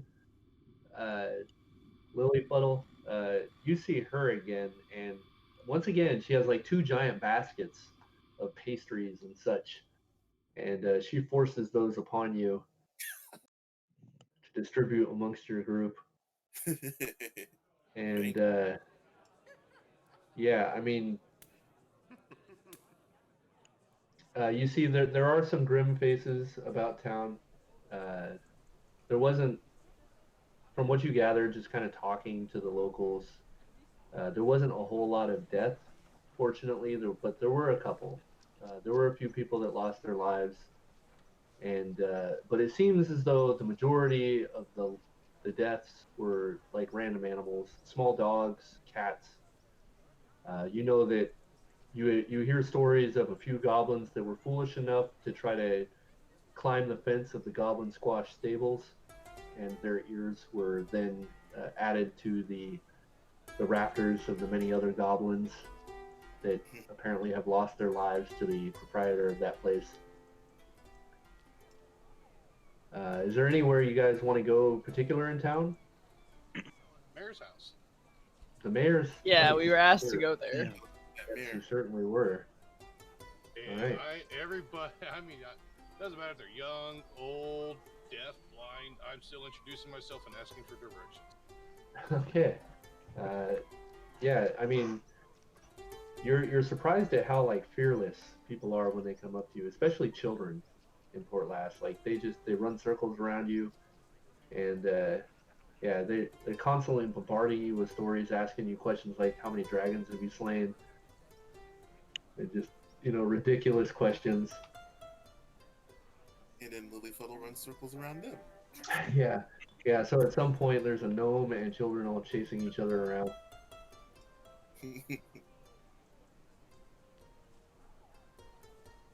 I don't know if you caught that, Frankie, but Tulane is going to let them go visit the mayor and tell him that he's going to go visit the smith while they're doing it, and then meet them Okay. back at So- the inn. Right, so there's a couple smiths you can go to. There's either the Red Dog Smithy or you can go to Sava's Armory. I go to the one that repair. Oh, sorry. Go ahead. I'm gonna join Tellian because the idea of going to a smithy sounds great since I give Lilyfuddle a little bit of armor. All right, so we'll handle that first since that's a smaller encounter. So as you guys come into into Sava's Armory, you see this kind of unassuming looking human woman. She's not the best looker, but she's not horrible looking either. She has a few scars on her arms, which she proudly displays with the lack of sleeves on her shirt. She has this large leather apron on. And as you come in, Doth, with Tulane, she welcomes you. She says, "Oh, you're back. How are the repairs working out for you?" Great, I actually got the bash of skeleton's head in. Living. Well, that sounds exciting. Are you here to maybe browse the wares? And who is this with you? That's what we're here for. I am actually here to see if you can. I'm looking for a blade. Nothing's like I would use, as a dagger or anything, but mostly for a letter opener. Just the blade itself. I don't need a hilt or anything. I pull out the tusk and I say I'm going to attach it to this and give it to a friend of mine, and I just need to buy the blade. And it doesn't need to be polished, or it just needs to be sturdy and well made, and I'll clean it up and attach it. She says, "Certainly, I can assist with that. You have the tools and space to work on this?"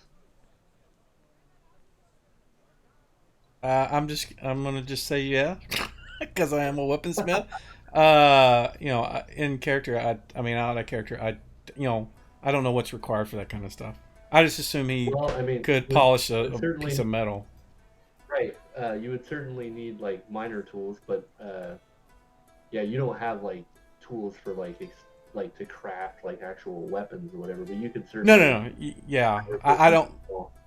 Yeah, I'm. That's why I'm wanting to buy one that has the blade itself. She's already done all the work. I'm just basically gonna attach it to the thing and polish it up and maybe, I don't know, what carve some kind of name on it or something if I can. And if I need to buy a couple of smaller tools to do that, I mean, now's the time I can do that too. All right. You notice that she is certainly eyeballing the longsword at your hip, And she says, I don't mean to come off as rude or anything, but would you mind terribly if I took a look at that weapon? Um, Golf nudges Tillian. You probably should. She fixes things really well. does she? I mean, is she looking at it? I mean, what kind of impression am I getting from her when she's looking at it? Is she like, oh, that's crap, or is she interested in just because an Elvis blade, or what? Give me a wisdom check. Oh, dude, I have an 8. I fail. I'm not even gonna roll. Hey, you have almost a 50% chance to pass. I fail. I don't know. I'm not even gonna roll.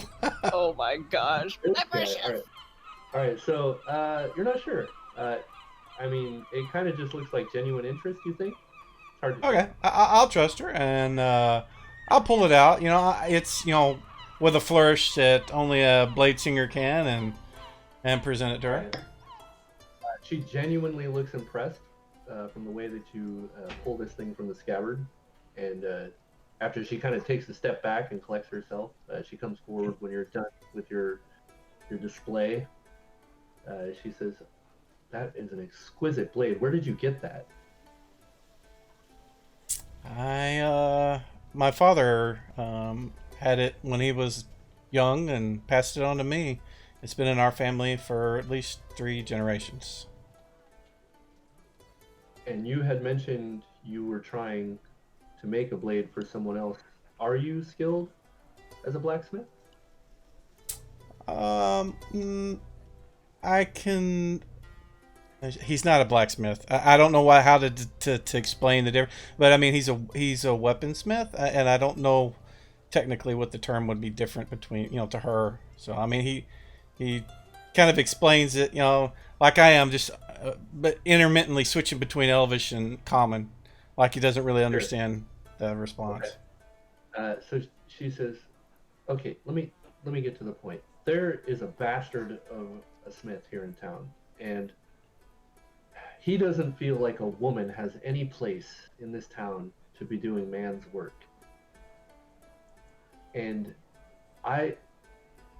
this may be a lot to ask, but I would love if you would come in here every now and then, and I would open up my shop to you, and you would be more than welcome to use my forge and my tools if you would let me from time to time look at this blade and try to recreate it."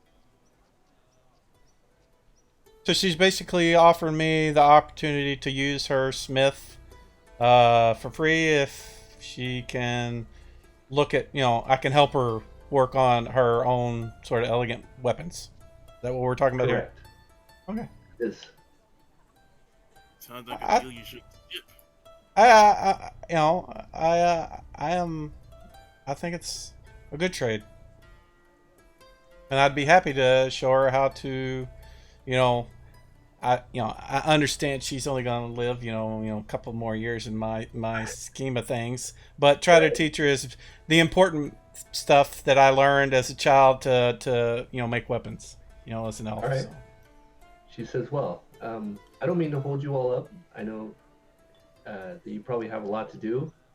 So here, let me just get back to the first question at hand here, which was a piece of metal or a blade. You said a dagger, right?" Something about it. It's going to be for a. And he picks his words carefully, and mentions foxglove. And says that he's, it's for him. I expect he will use it to open letters, so it doesn't need to be something that can withstand, orcish armor or anything.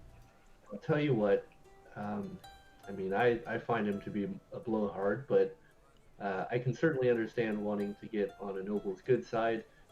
So here, and she reaches out under this counter this big workbench that has all these drawers and shit on it, and she pulls out this pretty nice looking piece of silver that has already been mostly constructed into a dagger, and she says, "I think a silver blade would probably win you over pretty well with this foxglove character."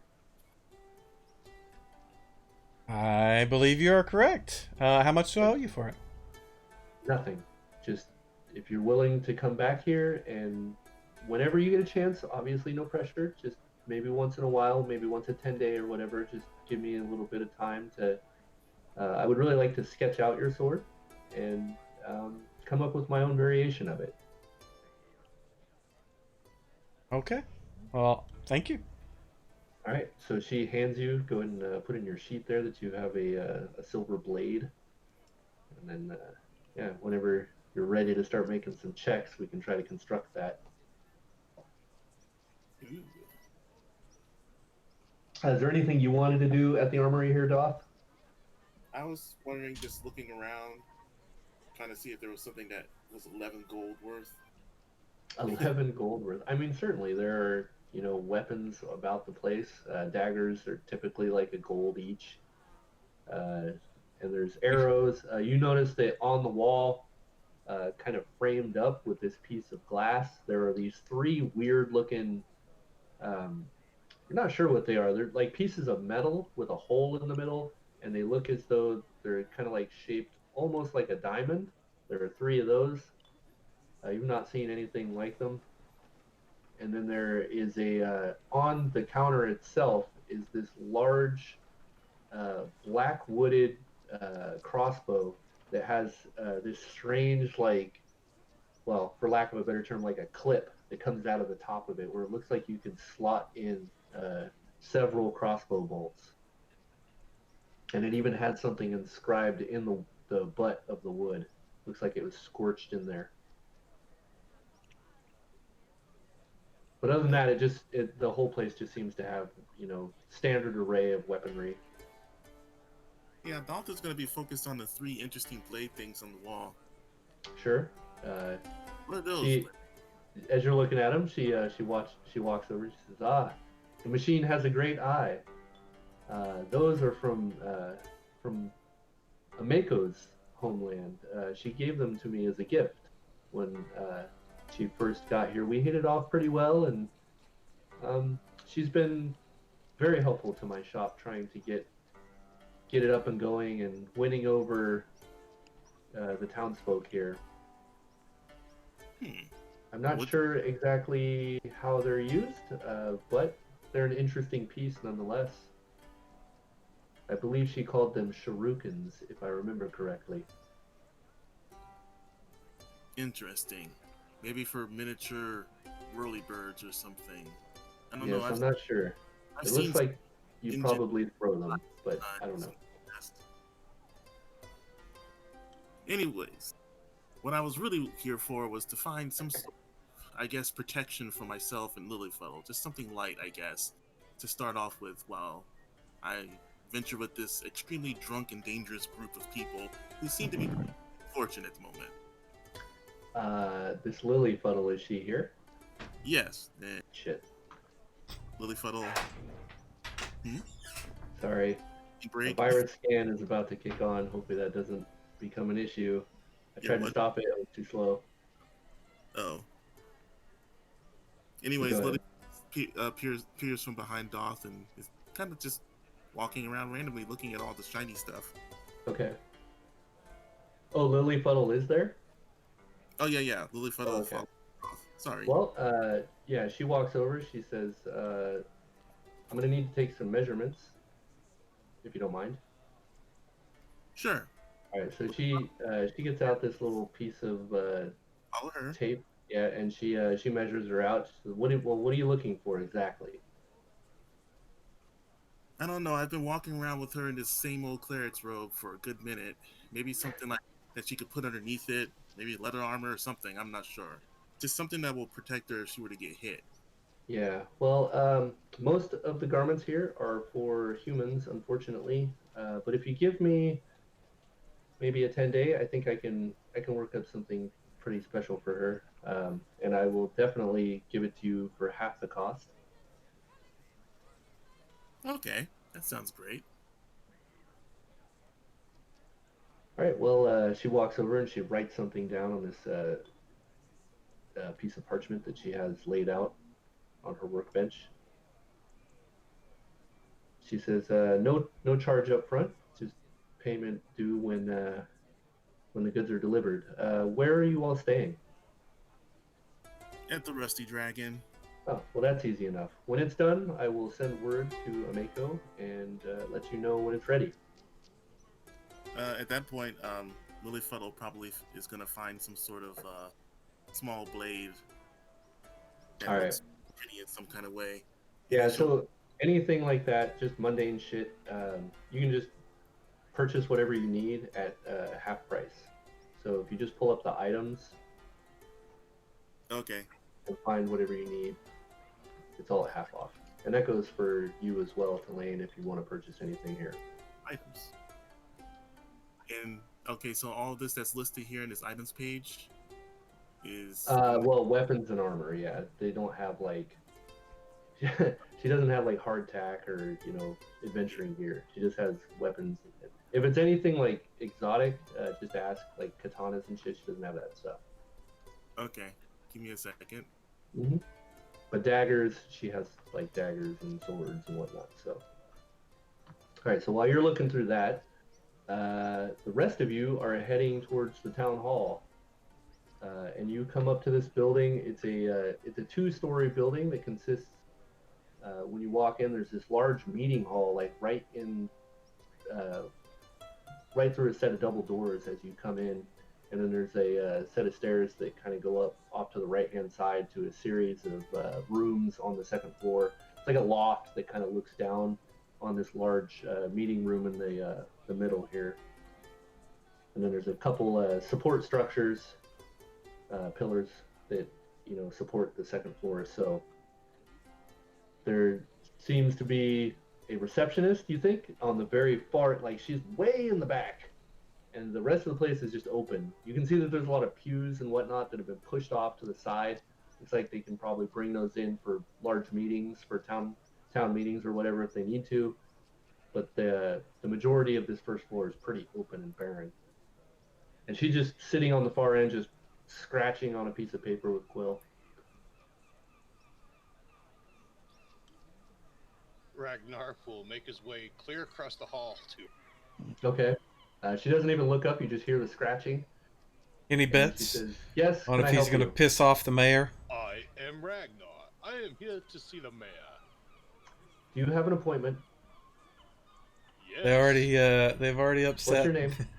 Oh, our Ragnar? sponsor, You Fox hear her Love. stop for a moment. That's why I'm going through the pulls whole down thing. this, I'm making this this drawer over the silly right-hand side. Still hasn't looked up at you.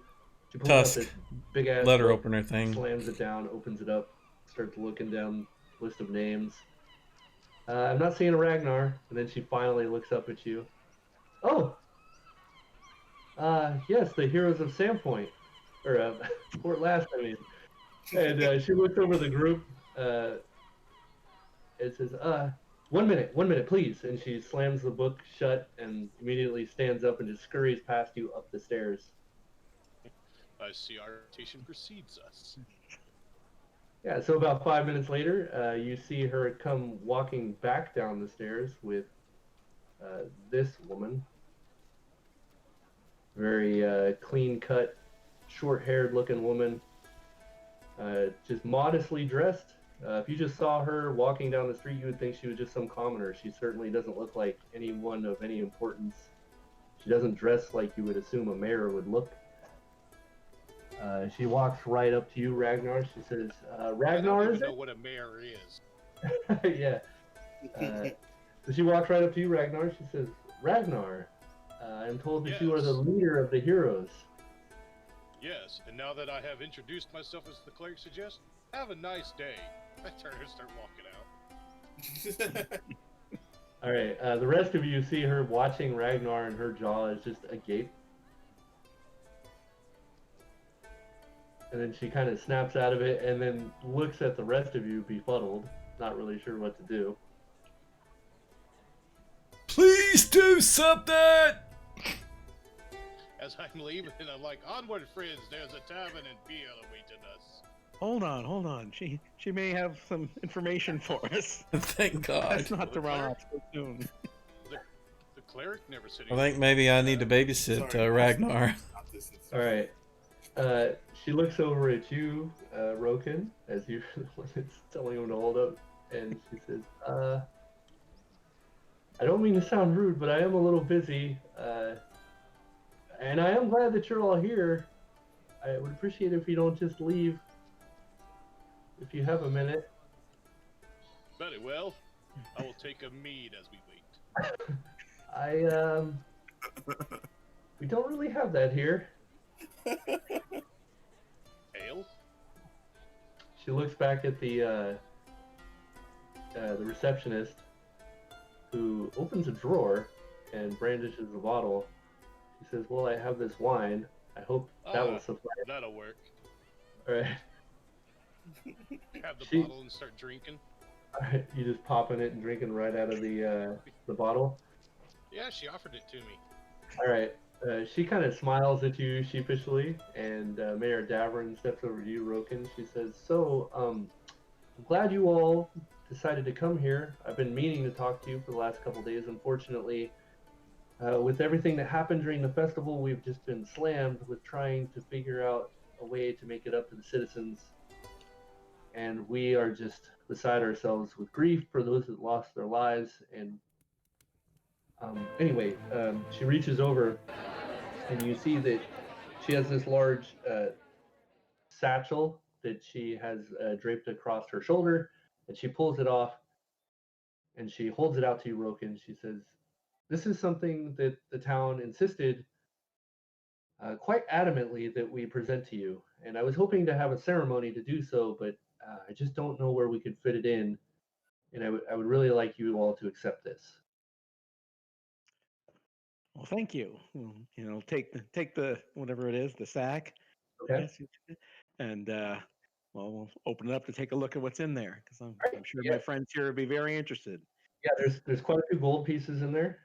It's nothing like astronomically high, but it looks like, you know, there's probably some work that went into people donating this. Somewhere in the neighborhood of probably like 20 to 30 gold. You would have to actually count it, but weight feels right. Uh-huh. Well, thank you for your town generosity. You know, we're happy to be of assistance. Well, I'm certainly glad that you were all here. I have no doubt that our town guards would have neutralized the goblin menace, but I don't think it would have been handled without the loss of many more lives. And I think you were all instrumental in providing this help and ensuring the safety of the majority of our citizens. And I really wish there was more that I could do to thank you. And I wish I had more time to talk, and unfortunately I don't. But I would love to sit down and talk with you all again and really get to know you all. If you wouldn't mind, and she looks back over at the receptionist, do you think you could come back in maybe a 10-day and we could discuss maybe a proper celebration in your honor? It would really mean a lot to the citizens of Port Last if you would accept this. Well, certainly, we would love to do that and get to know these people, and hopefully, in the meantime, we can figure out what is seems to be going on around here. Seems some strange happenings. Yes, we would certainly like to know why goblins were brave enough to come into our town. I mean, they typically harass the farmlands from time to time, but Shalelu has kept that more or less in check. In my time as mayor, I've not seen them so brazen as to actually come into our city. It is very discouraging, obviously, especially with everything that has happened over the last 5 years or so. And mind you, we are doing everything we can to ensure that steps are taken to make sure that this doesn't happen again anytime soon. But anyway, if you wouldn't mind leaving your names with my receptionist here, and I will make sure that we are ready for you next time we meet. More alcohol. Yeah, looks over to Ragnar and then says, "Yeah." Well, She looks over. I've actually tipped the bottle upside down. Nothing else is coming out now. Yes, we will definitely make sure on the next visit that we have refreshments ready for you. Question, if you do not mind. Certainly not. What can I help you with? What does a mayor do? Well, I believe probably a chief would be the closest translation to your people, though we certainly don't see ourselves as such. I don't know how to put that. And she just looks over at you, Roken, as if she's trying to search for some sort of guidance. Having just met him, I'm still learning myself. Well, I hopefully- understand rank of chief. yes, well, I don't want to get into the intricacies of it too much, but it's an elected position. Probably. You know what? Yes. See, this is not going You to. do not challenge others to your throne and vanquish them in battle? In part, yes. Probably not the same way you're thinking of, though. I will have a better answer for you next time we meet. You know, Very Sheriff, well. I bet you Have Sheriff better aim. Sheriff Hemlock would probably be able to answer that quite well. He is also from a tribe from the Ride.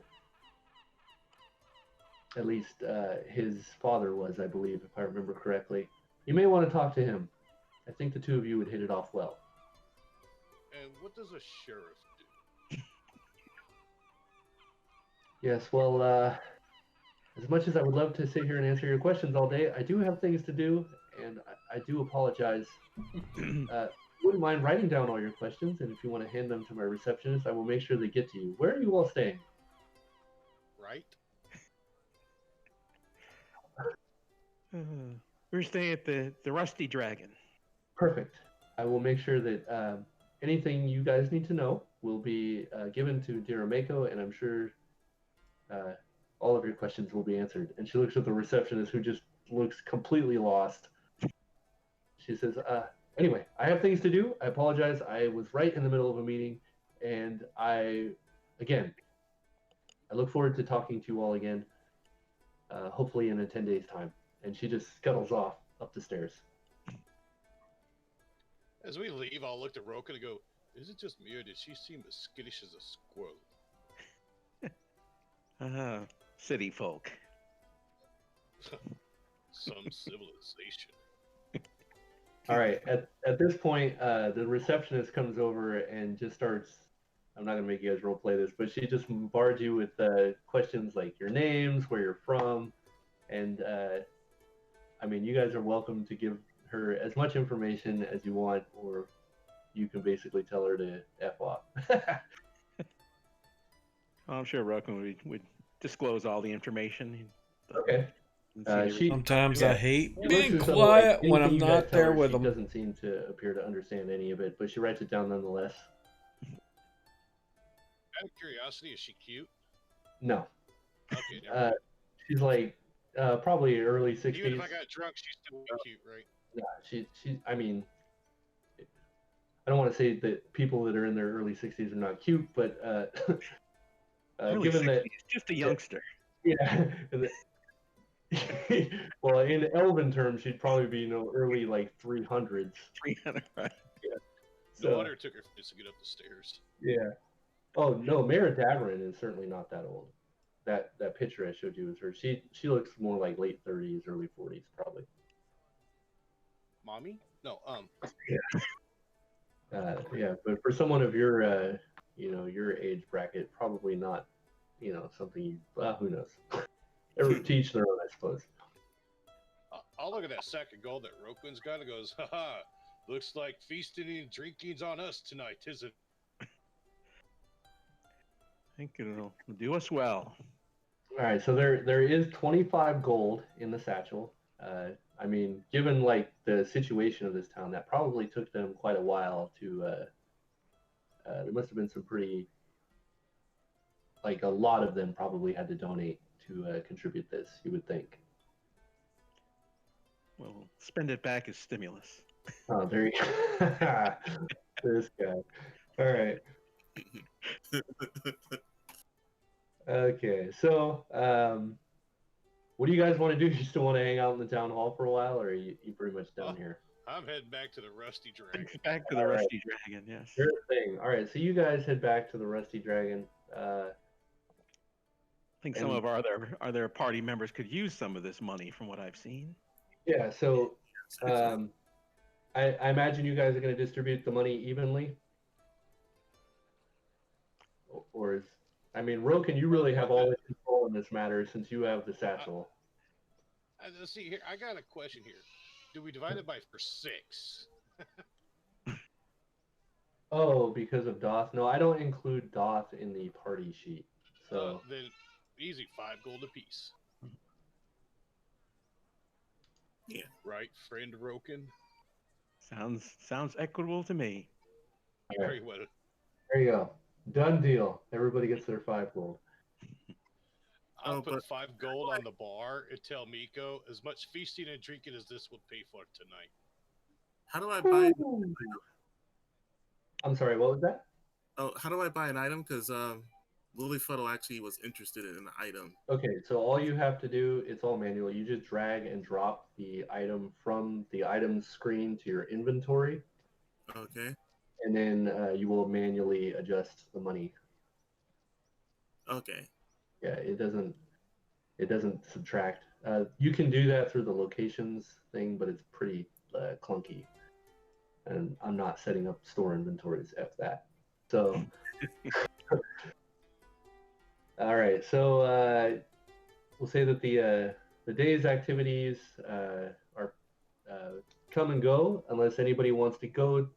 Let me just ask this first of all: is there like a particular thing that anybody wants to do in town? Because I promise you, it probably exists in Port Last. So if there's something specific you want to do besides going back to the Rusty Dragon, just let me know. Actually, is there a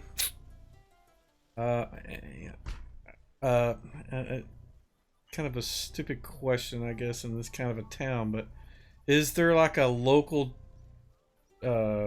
wizard, mage, A sage, maybe? somebody that deals with the mystical arts? Yeah. Not just someone that's smart and knows how to read books, but someone that actually knows how to cast spells. That's All right, not so- divine. Let me ask the first question. Do you have local history? Well, if I did, it wouldn't be for here. Well, local history is also used for like asking about town to see if you can glean information from. Oh, yeah, no. Okay, then I would have just given you a bonus. You're still going to succeed. I just wanted to know like how long it's going to take. So go ahead and make a charisma check. See how much time it takes you to. Any modifiers? Nah, it's fine. What the F? That's my best ability score almost, except for Dex. I have not made that check since we started. Yeah, So- I'm going to spend all day. Come out tomorrow. The issue is not so much that you're not charismatic. It's more They don't that like you're elves. It's more that you're too charismatic, coupled with the issue that you are considered a hero of Port Last. Everybody knows who you are at this point. It just makes it really hard to like get information out of anybody because they just want to know so much about you, and they just go on like these rants about like people you should be talking to, who you should be steering away from. And you're getting like the sense that this is like one hell of a gossip town. And on this day, you literally are not able to find any information from anyone. You do, from a few people, you do gather that there is probably somebody that is capable of what you're asking, but they're more enamored with just finding out about you. And at some point during the day, you're just going to have to give up, you feel like. I get that. Not a day wasted. I talked to a lot of people. So. Sure, I'll go yeah, back. you definitely spread your good name, and people, man, they really take a liking to you big time. It's like Brad Pitt in the early 2000s walking into a sorority. That's the type of reaction Yeah. you're getting. For sure. And I also need you to make a wisdom check while you're at it. You're gonna make me roll it? I'm gonna fail. Maybe, but I definitely want you Passed to. on my 8. My 8 Definitely intelligence. want you to I roll just- it this time. 'Cause I kind of like him not having can the do wisdom. So Sure. I mean, obviously, if you want to just accept the failure, you're certainly welcome to. So what am I doing this for? Is it? Well, I don't want to tell you. You don't want to tell me. Well, I'm just wondering if Yeah, it's you a should- field that I would think I would fail automatically. Let me roll. You tell me, and then because I'll have the It's dice I certainly roll. something you would want. Well, not that you'd want, but it's something that I would failed. be- See there? I told you. There you go. You failed. All right, so you're unaware. Okay. Okay, so it's you're just, it's a word thing. Gotcha. yeah, you're just caught up in the moment. That's all. All right. So you guys eventually all. Yeah, you eventually all make it back to the Rusty Dragon, and this freaking Ragnar guy just throwing money around. Obviously. Ameko is like, so I heard some stuff went down at the crypt. She's talking to you, Ragnar. Nothing that I could not handle. We skeletons and that's about it. We'll grab a drink. I will be right So back. that's out of the bag, just like that. All right, so she leans in. She says, "Well, I didn't think that would be so easy. Well, listen." She slides the gold back to you. She says, "I certainly can't accept this much." No. Roken said something about I don't even remember the word. But the town gave us the money. We given it back by paying for our feast, and everybody celebrate. Well, honor is it's a very big thing to my people, and judging by your attitude and the way you're dressed, I reckon it's probably not too far off to say that you value honor just as much. Honor, yes. It is I to be think- Klingon. I mean, That's what I was thinking. I think it would be a great disservice, and you would sully the honor of the people of this town if you just threw the money back at me in this way. you just had to go there. All right, I'll pocket my gold. All right. She smiles, gives you a little bit of a wink, and she says, "Look, drinks are on the house tonight for you and your crew, and I have extended a 10-day service to you for rooms. So please enjoy yourself, and just, people are going to be coming in tonight more than likely now that they know you're here. So please just indulge their conversation. I know they can be a bit annoying, but the people here are simple, and it's a lot that you're here I miss anything good? for them, especially now." My guy has no idea what the hell she just said after the Oh, you're gonna flirt with her? Okay. She doesn't seem too displeased with this, but she's definitely reserved, and you feel a little out of your element because when you're trying to talk to her, she's using some big words. So I spent the last 3 years in the mountains. Of course, I have no clue what's going on. right, you do notice that she's using. You can tell that she's bringing the conversation down to a more acceptable level for something you are used to. Like, she's doing her best not to offend you in any way, and she's pretty good at it. Like, she, after about 15 minutes or so, she's able to kind of pick up on what words are okay to say and what might be a little too much for you. And Single before syllable. before long, the two of you are actually having a conversation, and you didn't realize like how tense you were just talking to her, and you feel that all just kind of go away. Yeah. All right, so yeah, big words like you and me. Yeah, so all right, so does anybody want to do anything particular this evening in the Rusty Dragon? Just drink and feast. Okay, everybody except for Tulane and Ragnar, go ahead, and Doth, obviously. So Lilyfuddle will do the rules for this. Go what do we got left? Roken, Daria, and Lilyfuddle. Go ahead and give me wisdom checks if you wouldn't mind. You're gonna have to roll for Daria. Make sure the baby's asleep. All right. Oh, she's got alertness, so we're gonna use that for her. I have alertness, but I don't get a roll. Your alertness is a little different. Yeah. No. Okay. Lilyfuddle. Lilyfuddle. I know, man. Jeez. Oblivious. Lilyfuddle is In too hammered. character. Yeah, she's got other things she's concerned about. Me and Lily are in the corner having a conversation with the walls. We don't know what the hell's going on. Having a conversation with the wall. I bet it's winning. Walking around, All right. just get people in the bar. All right, Roken, and well, Daria's not here, so give me 1 second. I have a picture of this individual that the two of you notice. Roken, you see a rather, what is the word I'm looking for? Voluptuous woman in some risque garments, especially for like outerwear. She seems to be deliberately showing off her assets, if you will. Has walked in and positioned herself in a spot in the bar where she can have a very good vantage point on Tulane. And she is looking at him like a wolf stalking a rabbit. Something fierce. Yeah. And somebody's giving you the eye. and you see that she does not go unnoticed by many of the patrons of the bar.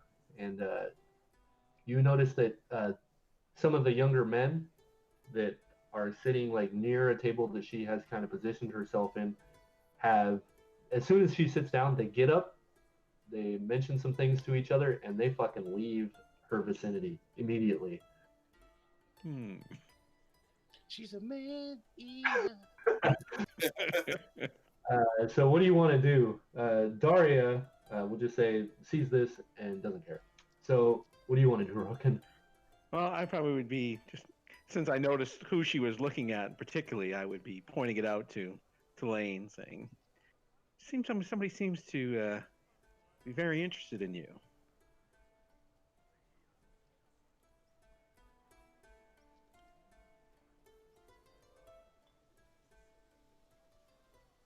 But he wouldn't be taking any other kind of action, really. Okay. Lane, any response to this?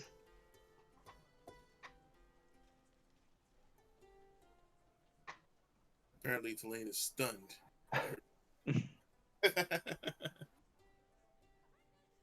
Tulane may be away at the moment. I'm not sure. I'm Right, so- completely oblivious. I told you, I'm talking to the wall with Lilyfuddle. Sorry, I did not hear my name. I'm still trying to get used to the name. I'm so used to Celestine being my name. I apologize. Gotcha. All right, so Roken has told you that you are being stalked. And as he points this out to you, you certainly see this red-headed woman sitting across the bar. And as you, she does not shy away either. As soon as you like look in her direction, she just smiles the biggest smile right at you. And you see she like parts her red hair behind her ear, just staring you down like a piece of meat. Yeah. Is she human? You think so? It's hard to say. I mean, you haven't, other than Roken, you haven't seen any other elves in this town. Not yet, anyway. And, I mean, does she look like a human? I mean, I can't tell her boobs are hanging out, and she's shaking that thing, and I can't tell if she's a waif or a human. Yeah, so as she tucks her hair behind her ear, it is certainly a human ear. It is not an elf ear. But she is human, yes. I'll be polite and smile, but to me, the way the guy, the elf is, he's like, humans are like children. He doesn't really see them Gets as up. anything other than that.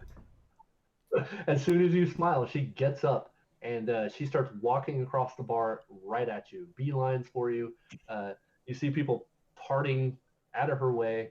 You even see some of the women in the bar looking at her disgusted, doing their little catty murmuring amongst themselves as she saunters her way towards you. And she comes right up to you and just extends a hand, her hand kind of, palm facing down, limp wristed. And He will greet her as is accustomed for this area, whatever that is. I don't know Right. for real what Sure. that is, but Well, he would know. all right, so you take her hand and you kiss her knuckle, and she smiles, and you see her face flush, and she says, "Well, quite the chivalrous man you are." He kind of raises an eyebrow and says, "Man." An She elf. says, "Shayless, if you don't mind." And you are? Tulane. I'm sorry, her name is not Shayless. I'm retarded. Her name is Catherine. Well, Tulane. I mean, obviously, you are the leader of these ruffians. But what brings you to our simple port last? Oh, she just gave him an easy out. She's asking why I am here. I will explain that I am here with my friends. Introduce Ragnar and Lilyfuddle and Doth and all the rest of Rokum, and I can't remember everybody's name off the top of my head. I'm sorry, Not but important. introduce them all and say these are my companions. She's not looking at them. Oh Lord, we got the female version of Foxglove. Okay, just kind of whispers of just what the world needs: more half elves. What did she say? What her last name was? Oh, sorry. Excuse me. Man, I'm sorry. I'm looking through the notes here. Her name is Shayless, and okay. And also Wow. personality disorder. I know she's twitching a little bit now. Her name is Shayless. She says, "My last name." You see her shy away from this a little bit. She says, it's not important." Hemlock. It's very important. It's very important. I'll tell her mine. My last name. I'll tell her my full name is Tulane Silverblade, and I'll say it in Elvish, so maybe it'll sound like a so French person saying their name. Yeah, right. Yeah, you say it in this very melodic language, and she just immediately turns bright red, like she is soaking that up, and she says, "Well, it's Vinder," and you see her bite her bottom lip, as she says that, like certainly expecting you to know who the hell that is. At this point, I will lean over since I am drunk, and none too quietly say to Lane, "I think she wants to breed." She kind of side eyes you, and she pulls her hand back, which you notice for the first time you've still been holding, and she says, "Certainly not." I'll just kind of, without even looking at Ragnar, because I'm used to this now, I'll just kind of pat him on the shoulder and not respond, but not be rude, or try not to be rude. I mean, he's all right. So she looks at you. You have obviously no idea who Vinder is, and it looks as though she's reading this on your face. And she says, "Well, it appears you don't know my father, which I think is probably good. Listen, I don't mean to come off as forward, but you seem very capable, being that you have attracted such interesting followers. Listen, I would really appreciate it if you would help me with a little issue that I have." What might that be? It's a little embarrassing, because because I'm sure just looking at you, you have better things to do, and you look like a skilled individual. But we have these rats in our basement, and they are huge. And my father thinks that they are not a problem, but I was hoping you could come deal with them. I can show you where they are. It's not far. You can kind of tell Telane's just like, you know, trying to hold back the just disdain that she just comes to him asking him to kill some rats, but he's trying to be polite. I mean, he was thinking it was something like, my sister's been kidnapped by goblins or something. Please come rescue them. So, and then you know, he's just like, really, rats have Look, you know, I don't say that, but I mean, the people in the group that I've been hanging around with, they kind of, I guess, would maybe pick up on it, but I kind of look at Ragnar to kind of keep it from her, you know, my facial expression, and just kind of raise my eyebrow at him, like questioning him, like, what do you want to do? Listen, I know this is just the silliest thing to ask somebody who's just killed like 100 goblins, but I swear, look, just yesterday, I'm pretty sure I saw one of them was the size of a goblin. I'm not kidding. If they were just rats, I would drown them myself, but they're huge. They are crazy big, and they are going to destroy all my father's things. And that bull-headed oaf does not believe me. Now, Ragnar, do you want to go do some extermination tomorrow morning? I don't. What? She looks over at Ragnar, kind of disgusted, and she says, "Do you really need this guy? I mean, think about if you did it yourself. I mean, look, my father's a pompous ass, and I was really hoping I could just get you there to do it, and maybe he would loosen up a little bit and not be such a hard ass."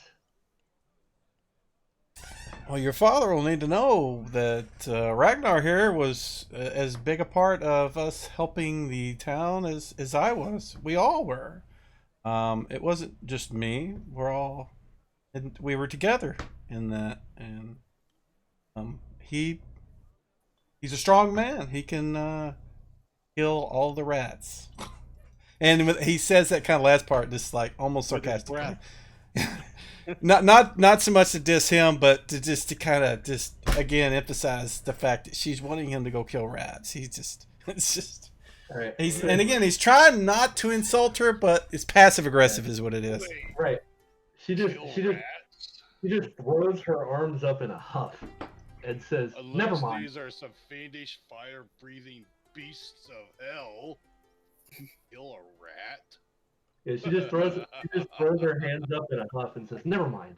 I'll take care of them some other way." And she just walks away in a huff, storming around, and you hear some people laughing, particularly like a group of young men. And she just stops and looks at them, and then she just reaches over to a table, grabs a mug of ale, throws the ale right in this kid's face, and then walks out of the building.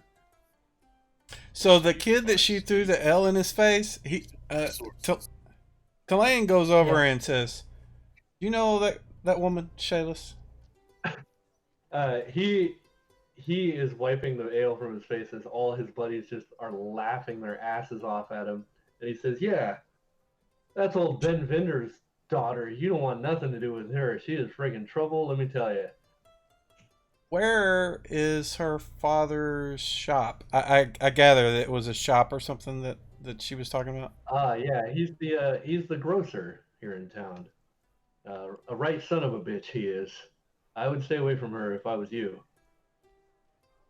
I probably should, but can you tell me where his shop is? And if he tells me, I'll take notes. All right. Yeah. So he tells you where it is. He tells you that there's this large academy on the west side of town, and yeah, the grocer is just behind that. Okay. I'll buy them a round of drinks and go back to our table. Yeah. He says it's pretty much right across the street from fish. You're really gonna go kill some rat? I'm not doing it tonight. It's tomorrow morning thing. You know, you got to sleep off your booze, man. We got to go when you're fresh and hungover. Killing. What are these? The size of warhound rats, or It's a grocer. He's got. I mean, think of what he's going to pay you in food. Can't I don't lose. want to know who's got rats. That's why we kill him. Oh. The rats might have tusks. They definitely will have teeth. Why don't we just get a few cats and put them in there? She said they were bigger than goblins, so they're probably would eat the cats, which I'm not opposed to. But Wait. The rat was bigger than a goblin. that's what she claimed. Maybe it's a muskrat. I don't know. But yeah, they're big. Oh, well. Judging by her chest, I guess things might be bigger there. You'd at least get the chance to see her tomorrow if we go. Who? Bayless. I think I'm gonna go find a bed now. I'm gonna roll to see if I find my own bed. Roll to find his bed. Yeah, I found my bed. How is this guy wiser than me with the way he acts? I need to see what happens when he gets a bad roll. No kidding. This is why I brought him to the tavern before. I wouldn't say wiser. I just lived in the mountains by myself for 3 years, so You know where the beds are. I found my bed. All right. So, as you guys are discussing this nonsense, the door slams open, and you hear someone running in, just screaming hysterically, and people are like scurrying to get out of her way. Obviously, the heroes of Port Last instinctively look in that direction to see if there's some violence about to go down. And you see this woman running into the building, and she has an infant clutched to her chest, and his clothes are stained like what looks like mud or something. It's hard to say. It's pretty dark. And she says, "Are they here? Oh my God, are they here?" And she's just like looking around, people like looking at her like she's fucking crazy, and they're trying to get out of her way. Is who Anybody here? Yeah. So What let's see now? who she settles on first. Yeah, what now indeed? All right. So she, oh my God, her eyes settle on you, Ragnar, and she just runs over to you, and you can see as soon as she gets up to you, she has blood like on her shirt, and she has this infant she's clutching. She says, please, you have to help. It's in our house. Can you help, please?" A rat? She says, "A goblin. It killed my husband." A goblin? Hey, Tulane, maybe we should capture this thing so we can compare it to the rat tomorrow. Tulane will immediately jump up and kind of encourage Ragnar. Let's go. I mean, she seems sincere. I'm assuming she's sincere. Tulane's ready to follow her immediately. All right, yeah, she looks pretty sincere. Very well. Onward, heroes. And I'll stagger somewhere. All right, so you start staggering somewhere. She stops you. Tulane is your closest, and she gives you directions to the house. She says, please kill it." That's right. Was that a question? You don't think so? I mean, if that was a question, I'll say yes. We'll take care of it. And I'm just waiting for everybody to get up out of the chairs and we leave. We go. All right. You know, Yeah, if they're not following me, I'm pretty gonna go by myself. Oh yeah. Yeah. everyone- Ready? Ragnar and the rat attack will help you. Everybody gives you guys like obviously a lot of room as you go out, and You make your way down the streets. It seems that her house is very close to the cathedral, one of the small homes on that side of town. When you get there, you find that the door is wide open.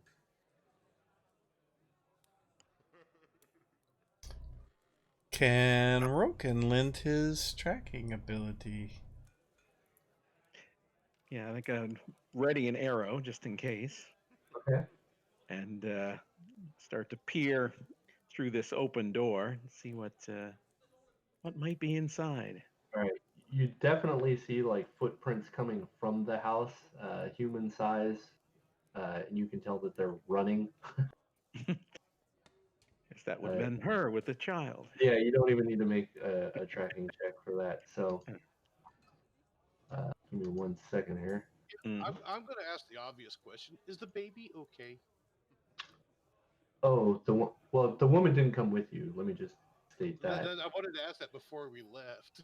Was the baby okay? It looked more or less okay. Scared out of its gourd, but Okay. I mean, It was a baby, not a goblin, right?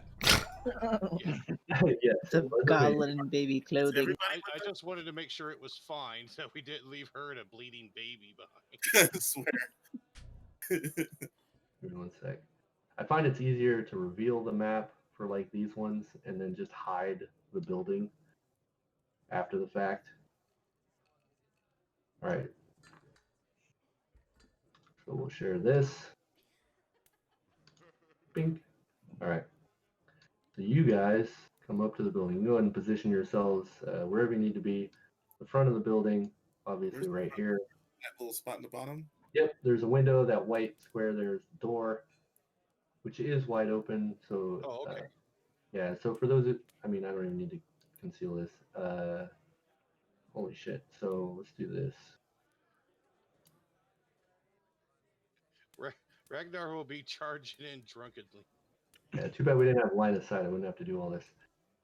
So yeah, you can see typical living room. You know, there's a bearskin rug. There's animal head on the wall there. A couple chairs, big couch, and it is crazy quiet in here. Not anymore. Any sign of blood or anything? I mean, the lady had blood on her. There is no blood in the living room. Well, I shouldn't say that. There are trickles of blood in the living room, like heading out the door. Snoop around.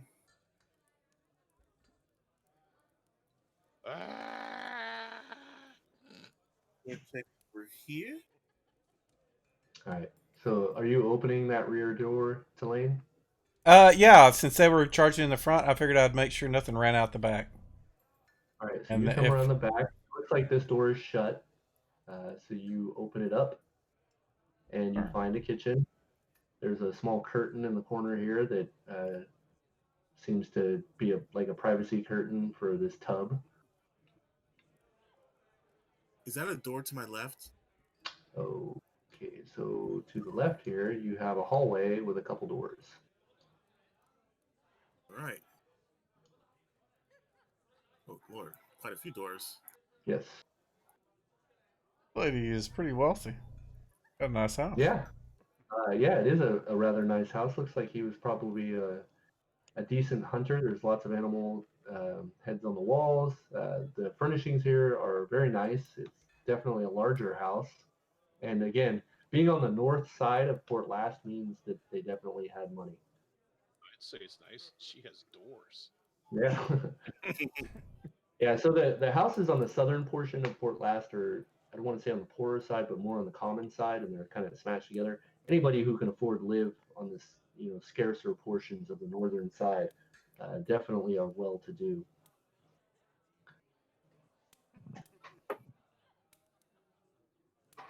Oh, so you. This door here. Doc is going to open the door to the south. All right, so Doth opens this door. He finds a small privy. Attack! Yeah. This door. You really gonna attack the pot? If I keep drinking, I will. I'd say Ragnar may need to use that here in a bit. If he goes back to the hagfish, he will. It's better than the bush. Right. Tulane is going to cover Doth if he, as he opens the doors as best he can. All right, I'm gonna open the door to the north. Okay. A fireball. No, I'm just kidding. Jeez. Trapping Always. random house doors. Yeah. All right. So you, so you open this door, and it is a gruesome sight. On the bed there is a body laying halfway off the bed, and there's just a pool of blood on the floor, and it's still kind of draining out. It looks like probably a middle-aged, full-sized human male, and his throat has been slit. There's blood just freaking everywhere. The bed is ruined. There's bloody footprints on the floor. It's a mess in here. I think I found the goblin Now spot. this audio is not the right thing to play here. Out the door. In the back. I probably should have mentioned that there are okay. So let me backtrack just a little bit here. There are bloody footprints that lead from the room you're in. They go out the door to the south. They appear to go in two directions. They go to where Ragnar is, like in his direction, and then out, and they kind of like start to fade and become just droplets as they head out of the door that was opened that you all came in. But there are also bloody footprints that head towards the last door on the left-hand side there.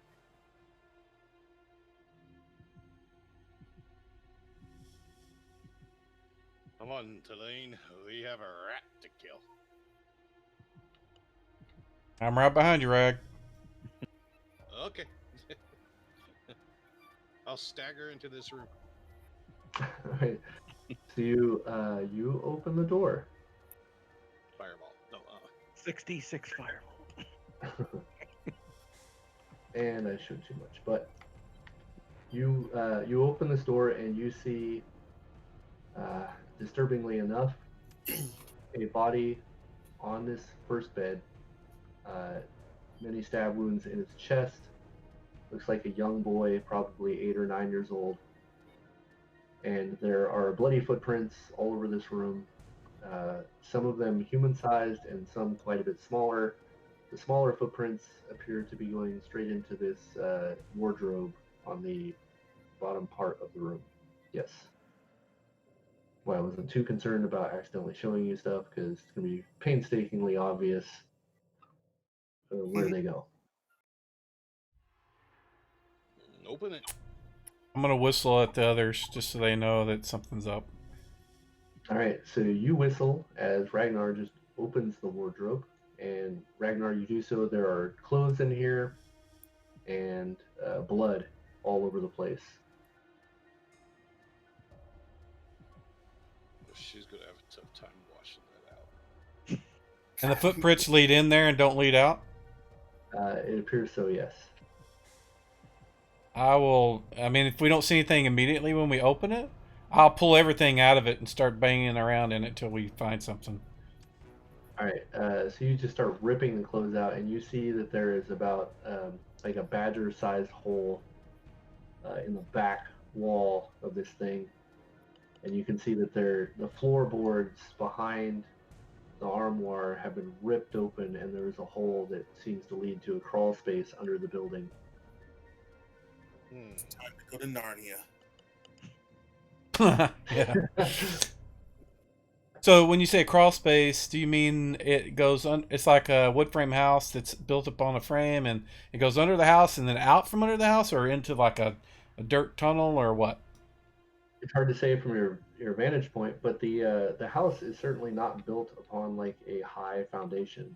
So this armoire does like have a step up, and it looks as though like if there's a crawl space, it's probably not very big. Whatever's in there would be laying down or something, you would think, and it's very small. Like a human could not get in there. Lily. Hey, Lily. There's only one person big enough. Yeah. While we're waiting for Lily to decide whether she's brave enough to go in there, Rag, let's get this wardrobe out of the way, and I'll we'll start try to hitting like. with my sword. I Just mean, like pull it out we're of gonna the try to way, pull it out of the jeez. way. Oh, okay. Pull it out of the way. Oh my god, you want to break all this shit. It's a lady's furniture. She lost her husband and a child. All right. I'm not even gonna make you guys roll. Well, maybe I will. You're gonna roll that. Ragnar, you're having flashbacks of trying to remove a tusk from a skull. Yeah, I know, right? Can't seem to get this thing off the wall. Apparently, the individual that constructed this I saw that, was and I will just walk quite up the to the mirror. carpenter. Tulane, you're a little smarter. You start popping the nails out of the wall before trying to manhandle this thing, and you're able to pull it away. Ragnar, you loosened it up. It's open. Let's go. And you see a gaping hole down in here. And you also see about half the hindquarters of a dog. You think it's a dog anyway, up against the side. It's just kind of like draped over the hole, and it looks like most of the insides of the dog have been eaten out. Well, you just sapped all of Lily Fuddle's bravery that she could have mustered. No! Killing dogs, Right man. away. She is just gonna sit in the corner freaking out. Yeah, it's So- at this, Go ahead. no, it's fine. It's at this point that you notice there is a small like food dish up against one of the beds, and it says "petal" on it.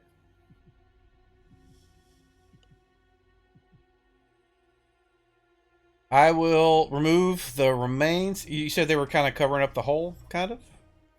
Yeah, they're like draped over the hole. I'll get them out of the way. Kind of, All you know, right. get 'em so we can see into the hole.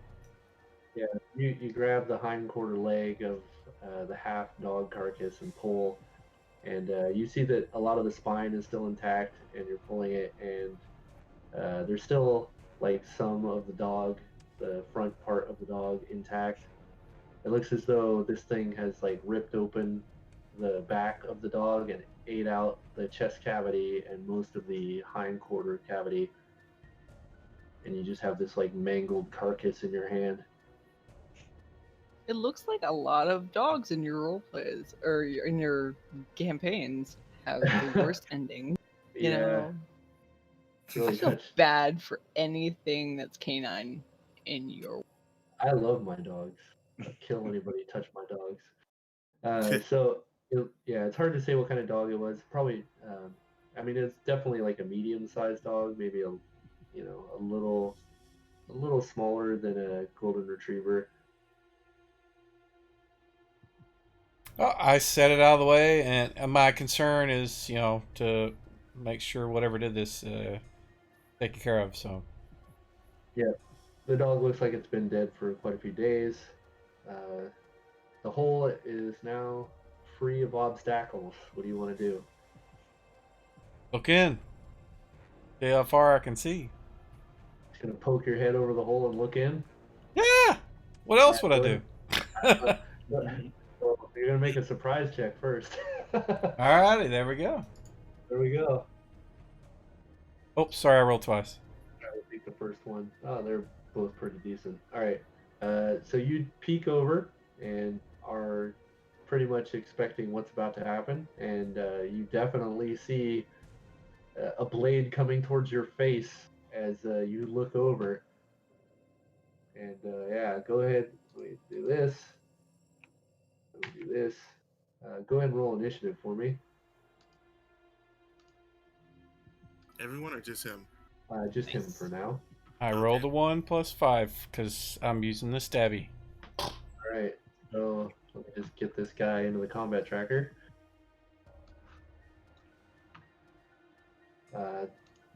There is certainly a goblin up in there, and he tries to stab you in the face. It looks like he had a spear of some sort.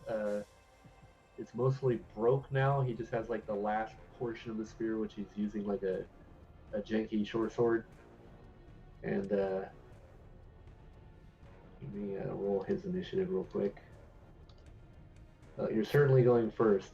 So you see him like lunging back or cocking his arm back to stab at you. But you have the jump on him. Go ahead. I am definitely going to try to stab him first. So. I'm going to be a little closer because obviously you're like hanging over the hole here. Oh man. Alright, so you stab him first. Go ahead and roll for damage. I think that's probably going to be it from a goblin. I don't see him surviving. Who knows though? Nope, not today. Alright. Yeah, he looks very malnourished. As you just kind of stab him right in the face. And he's dead in this hole. Looks like there was just enough room in here for him. There's a lot of blood and giblets down there. The remains of the dog. And yeah, that's it. He pulls the blade out of the head and then steps on his head because he's upset because the thing killed a kid. So he, Yeah. you know, the old man is okay, but not okay, but the kid pissed him off. So he just kind of just puts his foot on his head when he pulls the sword out and just kind of crushes it into the ground when he does. Right. Yeah, the skull just cracks under the weight of your mass. His eyes like bulge and then pop out of the sockets. Man, you like this gore. You're describing that dog. I was getting a little just teary-eyed thinking of this poor dog that's been crushed, chewed up, and eaten. You're okay with the goblin, though. I mean, Like I the- went as far as describe the fact that the goblin ate its ass. Yes! I like to paint the whole picture for you guys. You're okay, man. You don't have to do that for dogs for me, okay? Okay. I love dogs. Even Bob Ross would not paint that picture. No, If I he told- wouldn't. If I told you that was the last dog that dies in this campaign, would you believe me? No. Not Oh, as happy much little as if dog I could carcass kill a right over goblin here. right now. Wolf lives matter too. For the record, I did It's not. just happy little accidents. For the record, I did not write any of the dog deaths into this campaign. They were both there. I only I bet a described them. cat lover wrote this. Probably. I haven't seen a single cat getting killed at all. What are you talking Yeah. about? There was one that was drowned in a water barrel. Yeah. There you go. It was a cat death. And I even explained at the start of tonight's session there was many cats that died. I just didn't go into detail on them because they're not, nobody cares, they're cats. Hey, I think we can all agree we're all dog people here.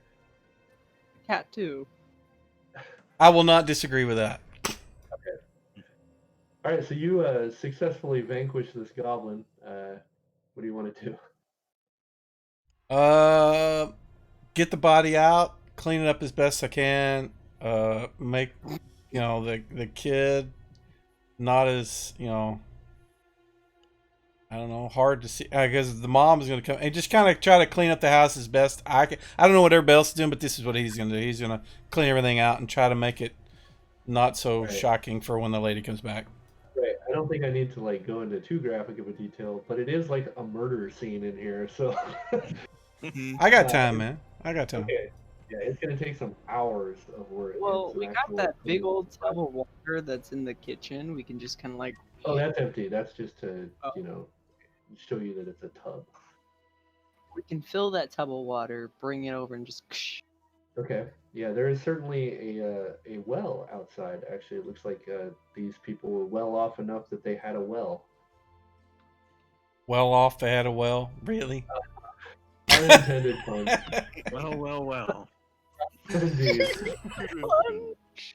Fucking fun. And I didn't even put the well. It's under one of these trees. You just can't see it because of the foliage. So. So yeah, do it old school where you just fill a bunch of water and just start throwing it on the ground. Use a broom to push it all into the floor.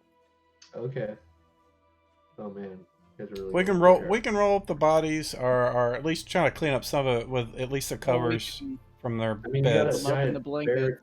Okay, so you got a small throw rug that you could use, definitely big enough for the body, and the bearskin rug would definitely be big enough for the man. We could always just use the blankets that are on the bed that are already bloodstained. You could Yep. also do that. Not so mess up a perfectly good bear rug. that's true. All right, so you guys don't really have any trouble covering the bodies. Cleaning the house, on the other hand, is going to take ample time, probably the entire night. The owner or the woman that lives in this house does not come back at all during the evening.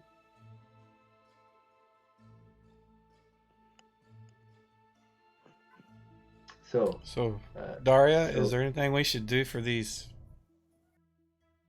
dead folk? Any kind of religious ceremony or anything? Well, I can give them their last rites, but I don't know who they follow. We could always take them to the church to get them properly buried. Oh wait, did the lily fellow come out to the main room? Yes. Okay. I mean, we're spending all night. Lily, while all that was going on, I'm out here walking around with a bearskin rug over my head, so I'm not sure how you're going to react. I'm just giving you. We got a big ass bear. I even told the DM I'm out here doing this while you guys were killing the goblin. Yeah, she's just Okay. gonna stop right there, just looking, try to figure out what she's looking at, because she's already pretty shooken up. She's Yeah. obviously a monster. It certainly would make a nice cloak. I mean, you'd have to have it, I don't know if hemmed is the right word, but you would definitely have to have it altered a bit because it's quite the large brown bear. Well, after Lilyfuddle realizes that Ragnar is just Ragnar wearing a bear, she kind of like haphazardly just kind of curls up onto this bench or couch here.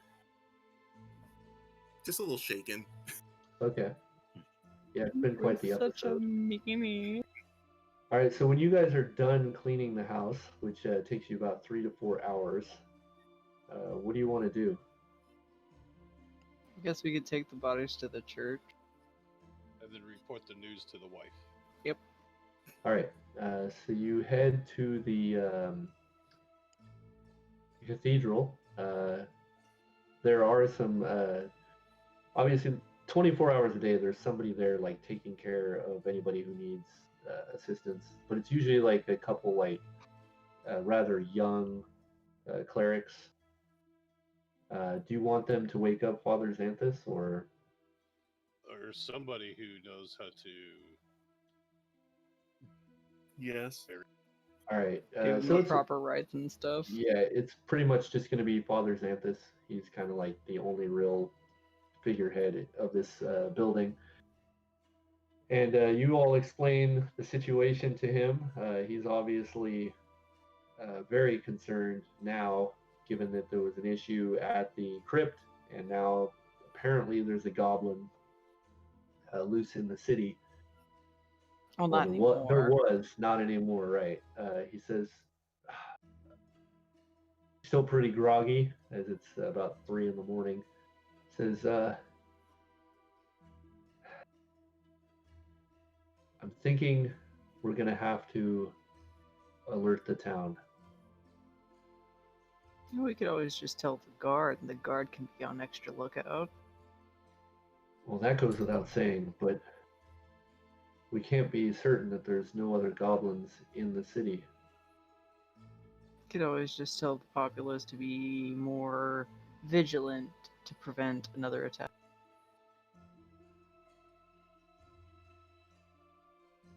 Less dogs too. We don't need to draw attention to the fact that there may or may not be goblins within the city. Just have everyone be on their toes. Make a charisma check for me.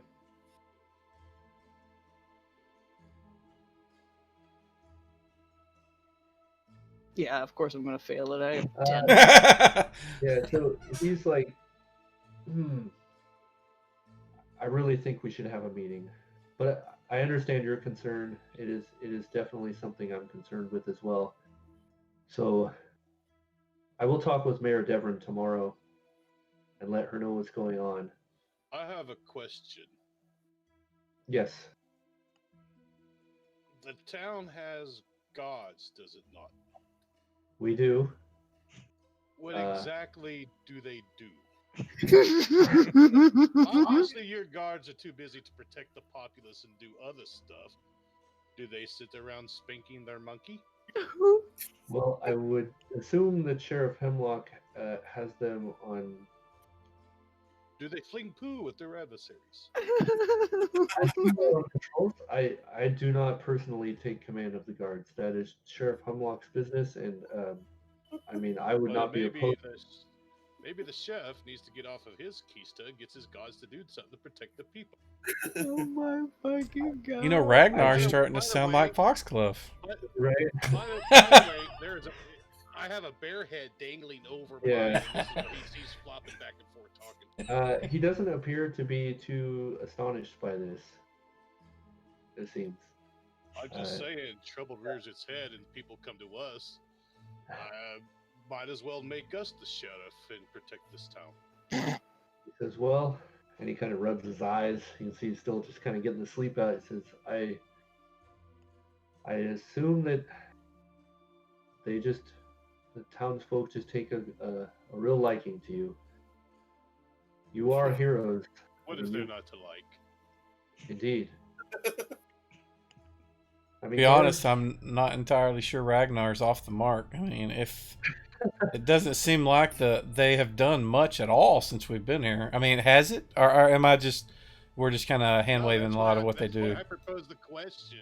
She's trying to get she even made the question about the guard. Well, the guard's rather busy. I'm like, too busy to protect its people? Isn't that the whole job of the guard? Yeah, that's why I finally spoke up about it. It sounds I mean, like these are questions you need to address with Sheriff Hemlock, unfortunately. Sounds like a And good plan. I certainly wouldn't disagree with that choice. We I need have some somebody things that's I would very like to add charismatic. myself. Well, I remember back when I was alive at some point, the guard was good at harassing the citizens and getting coin. Okay, Wait. Is Doth saying this? Yeah. Doth is saying that. My character just looks at Doth like, what? Yeah, you're gonna have this dead bear expression just stare at you for a second. My character- Like I said when I was alive. My character totally thinks you're an undead now. She's just staring at you in horror. I don't know. Turn him! Yeah, my character holds up her holy symbol. It doesn't do anything. Kidding. Better to be safe than sorry. Father Xanthus says, "Well, I will get my things together, and I will make sure to go rouse Mayor Devrin. She is going to need to know about this immediately." And once again, about the wife? Then you guys sit around and you will discuss what will happen. he looks over at one of the young clerics who has just been kind of like standing there, quiet as all get out, trying to take in all of this craziness. And he says, "Well, where did you say the woman found you?" Oh, the Rusty Dragon. We left her there. Oh, maybe she's still there. You there! Go to the Rusty Dragon and find this woman and make sure that she is safe, and then bring her here. Not that I don't trust that you all cleared out the house, but I don't think she should be alone tonight. And he says, "Of course, Father Xanthus." And he heads out of the building in quite the hurry. Wait up, young one. I shall go with you. Much drinking to do still. All right.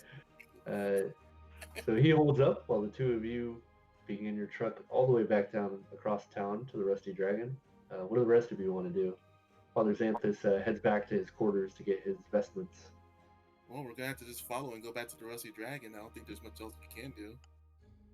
I do want to the goblin corpse. I wanted to wrap it up in something, and I want to take that with us when we go to see the sheriff at some point tomorrow. Okay. So I've got it with me. I'm definitely not going to bring it anywhere near the woman because it's just not a nice thing. So keep that in mind. Okay.